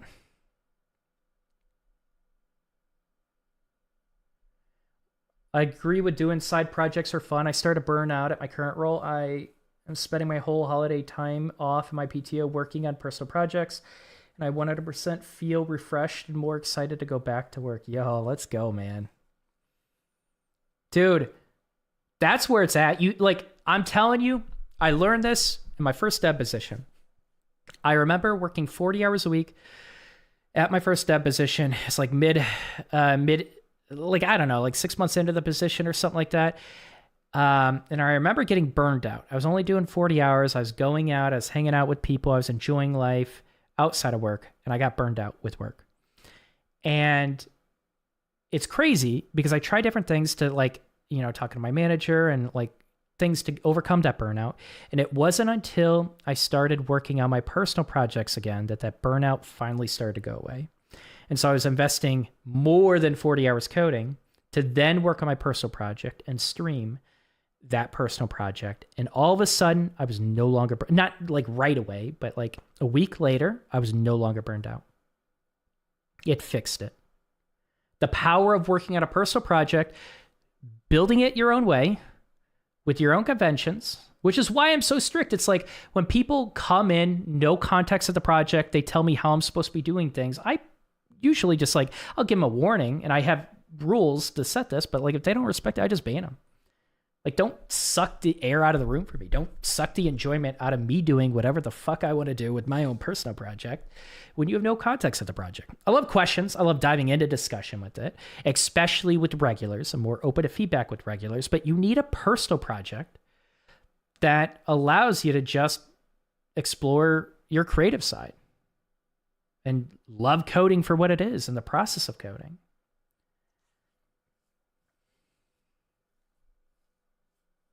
Let go on August. My horse is amazing.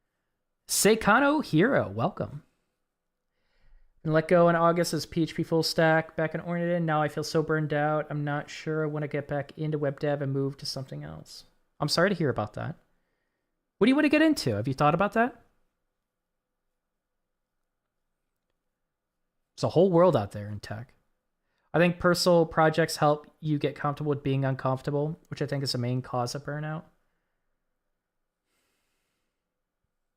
Yeah, there could be burnout with you just worried about how your performance is at work, maybe when you're learning new things. I think part of it is also doing the same thing day in and day out. I would even argue years into the company, you're solving the same problems.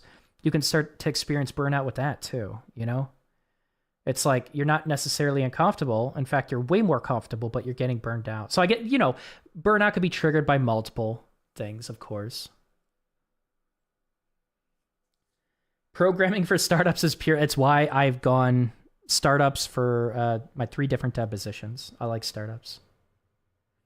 I would argue, I like startups because I like being involved more than just the coding. I like them actually giving a shit about my ideas with the product. I think that's fun.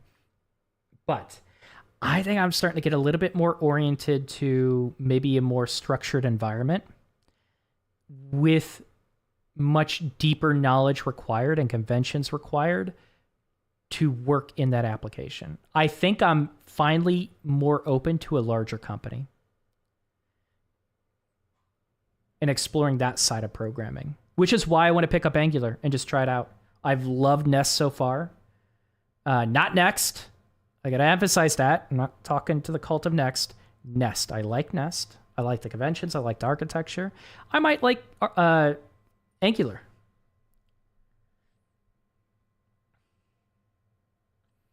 Not to work on some CMS stuff rather than some... Oh, you were doing CMS stuff. Yeah, dive deeper, man. Yeah, I get it. I completely get it. I almost got sucked into the WordPress world, and I am so glad I didn't. This is your opportunity to dive into something completely different. What do you think about the approach of learning from scratch versus learning certain things by essentially reverse engineering? I think there could be a combination of both. I think most people should go through a structured course and get a solid foundation through that course as they start transitioning into their own project work, and then use the reverse engineering little by little as you go. Probably Frozen Fusion, thanks for the follow. And then eventually getting more into reverse engineering and digging into libraries and APIs and stuff like I think that's a natural flow, but that doesn't mean everyone has to do it. But I think most people will benefit from that flow. So my recommendation is try both out and see what you like more. But the problem is there are some people that love reverse engineering that never build up a solid foundation, and they struggle because of it. So again, it's just about knowing yourself, but I think it's okay to try either one initially. We want to do a thing. Okay, how? You tell us. Who are you quoting? I drove deep into binary exploit development, and then when I time to get a job after college, I was like, oh shit. Why? Because you didn't learn marketable stuff, or not wondering how long the checks are going to come is nice. Yes. It is. Yeah. I don't, man, it just depends on your financial situation. Oh, you were quoting for the startup world. We want to do a thing. Okay, how? You tell us. I like that. I think that's interesting. Some people don't like that. But I always chose late stage startups with about like 50 to 100 employees, or like mid to late stage startups. I've never worked early stage. I've never been in a, well, no, I've been in a financial spot where I could have done that a while ago. Definitely not now. I'm broke as fuck now. But I mean, I'm trying to build my business up. That's why. Yeah, I don't know. Just different problems you're solving. Exactly. That really sucked every bit of energy it can. I've been playing with microcontrollers lately. That's been a fun ride. You go from 32 plus. Really? I don't think I've ever dabbled in any of that.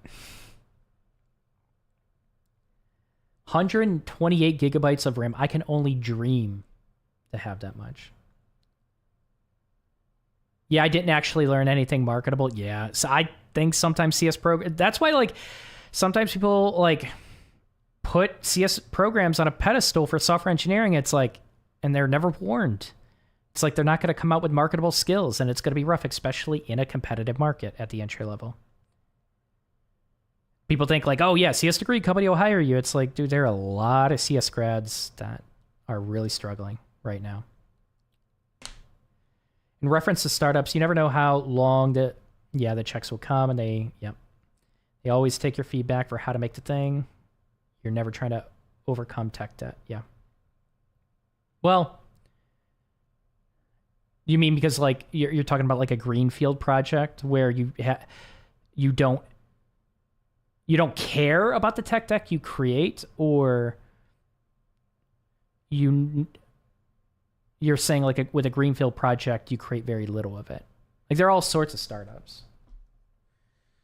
Though this was years ago now. Oh, okay. Gotcha, Dark. Gotcha. That's good. Yeah.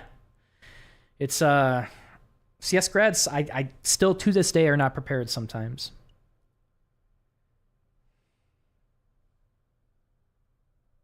Yeah, you're welcome, Chuck. Personal project versus homework. Personal projects just make it even more fun to get into creativity mode and feel rewarding. I think they feel rewarding. I like personal projects. I think we need to help people find like their enjoyment with them. I think that's the key. It's like once you start waking up and wanting and getting excited to work on your personal project, like that's where the switch happened, right? Like who cares if some course has captured your attention because it's gamified? Who cares about that? Like you're not really solidifying a lot of concepts until the project work anyways. But when you start waking up and you're excited to work on your personal project, that's where that switch happens. It's where a lot of people start developing a passion for coding. It's where they start solidifying their future in coding. And a lot of times, like, you know, people in the industry need to help people get there.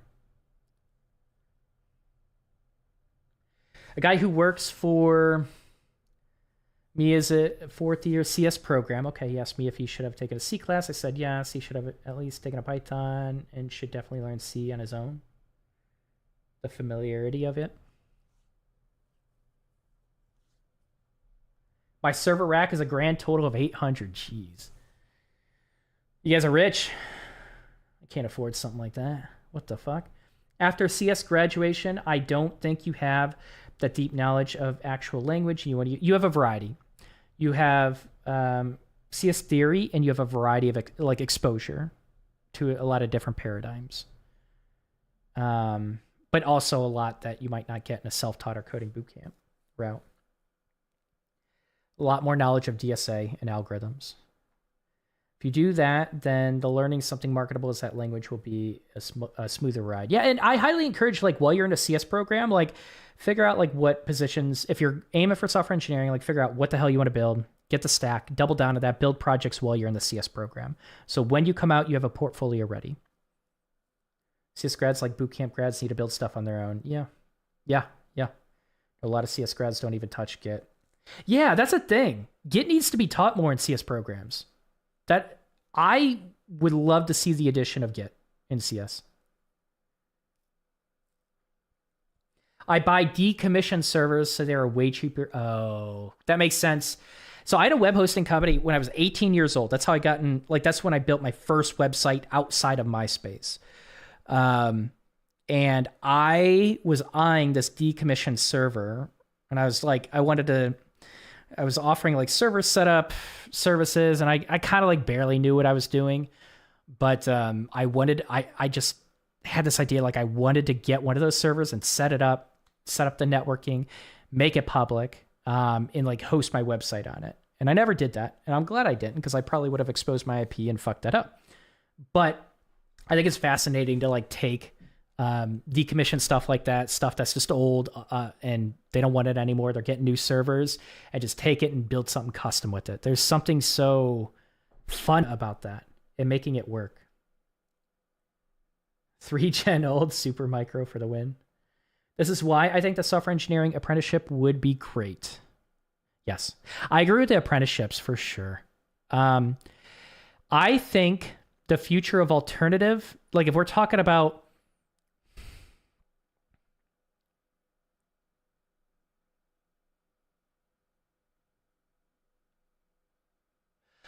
I really just need to take a year and build something like this. I just don't know how viable of a business model it is at this point. But it's like I've been so critical of so many coding boot camps. I've reviewed so many programs. Self-taught path fails most people. It just does. You need mentorship. Most people need it. Even if it's like a kick in the butt just with your initial foundation, so you develop the right mindset, I don't think you need to like go through like a 2-year program that is completely structured, but I think you need at least 3 months on average of structures with mentorship to make sure that you are building the right mindset to be a good software engineer. And I think the future of the perfect program outside of CS degrees, like alternative education for software engineers, is an apprenticeship. But the problem is the apprenticeships need to get funded through government funding, not private loans, or you're not going to get a lot of customers. A lot of people will go to college just because they get low interest rate government loans to be able to go through a CS program. You need support for trade. You need support for a 2-year apprenticeship, or you need to make that apprenticeship part self-taught for 3 months to see if they're really into it, and then test them. 3 months of structured learning, which is going to be the bulk of your price of that program, and then optional mentorship after that as you go through a self-paced curriculum. That is the perfect alternative education for software engineers that do not want to get a CS degree. What do you guys think about that? Mentor me, senpai.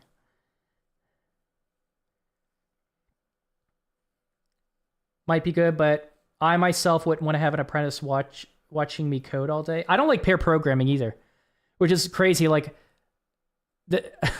I honestly, like, I should just put that in my rules. Like, I don't like pair programming. I like code reviews, but I don't want you to like sit there and tell me every single time I make a mistake or how I should adopt your convention. I hate pair programming. I hate it.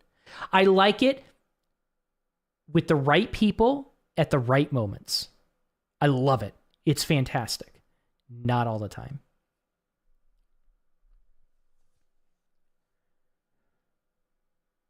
I have not dabbled in Web3 yet. I might at some point. I think it's interesting, but I have not.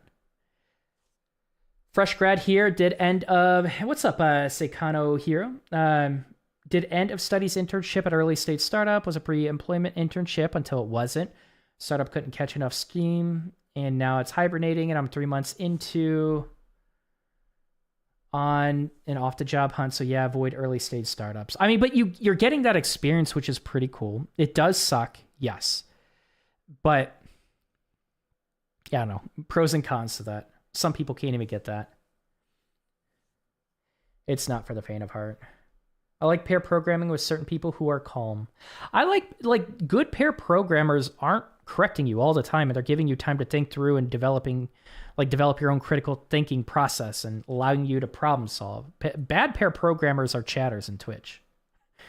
I'm not saying all of you, but like, again, let's go back to non-codes. There are a lot of bad pair programmers in that chat that just spam her chat with a variety of different opinions and just confuse the fuck out of her and don't even help her, right?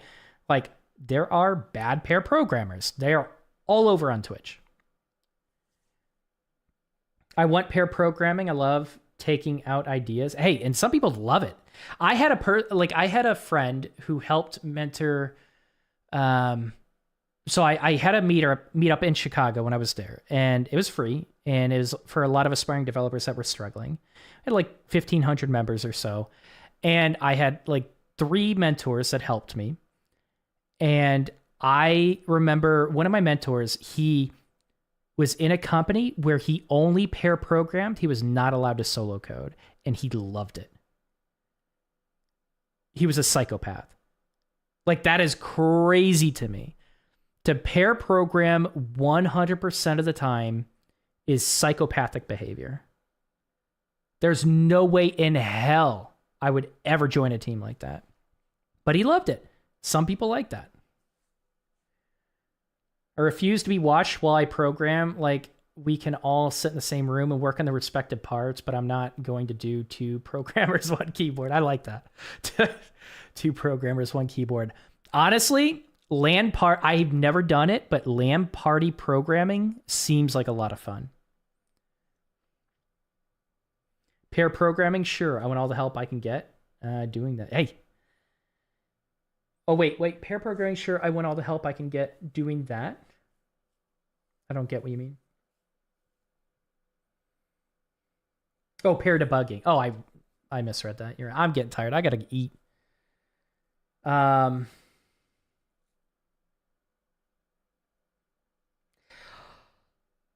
I think I'm going to go eat.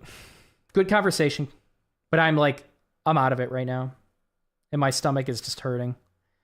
We went way longer. I'm going to keep this up on YouTube and Twitch, but I appreciate the conversation and the raid from Non-Codes. She always brings in people that are going to have good conversation.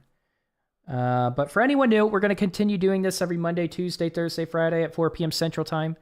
And we're going to just go through the Boot.dev stuff. Again, I don't mind if you backseat code. I minimize chat while I'm going through it. And then I look at chat again, so I don't care about that.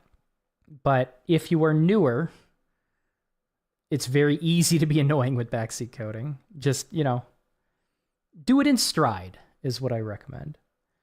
But yeah, anyways, thanks for the conversation. Yeah, you're welcome, Joe. You're welcome. You're welcome, Kenzik. Oh yeah, awesome. Watch the videos with Boot.dev. Or before using Boot.dev. That's awesome. Glad the videos help. And if you guys don't know, I have a YouTube channel, Don the Developer. My Twitch channel is dead. I mean, it's not now because I got raided. Sarcardist, welcome on YouTube. But yeah, I create videos and I'm doing a lot of reactions to different articles now. Just going over dumb shit people say in the industry. Well, I gotta be nice.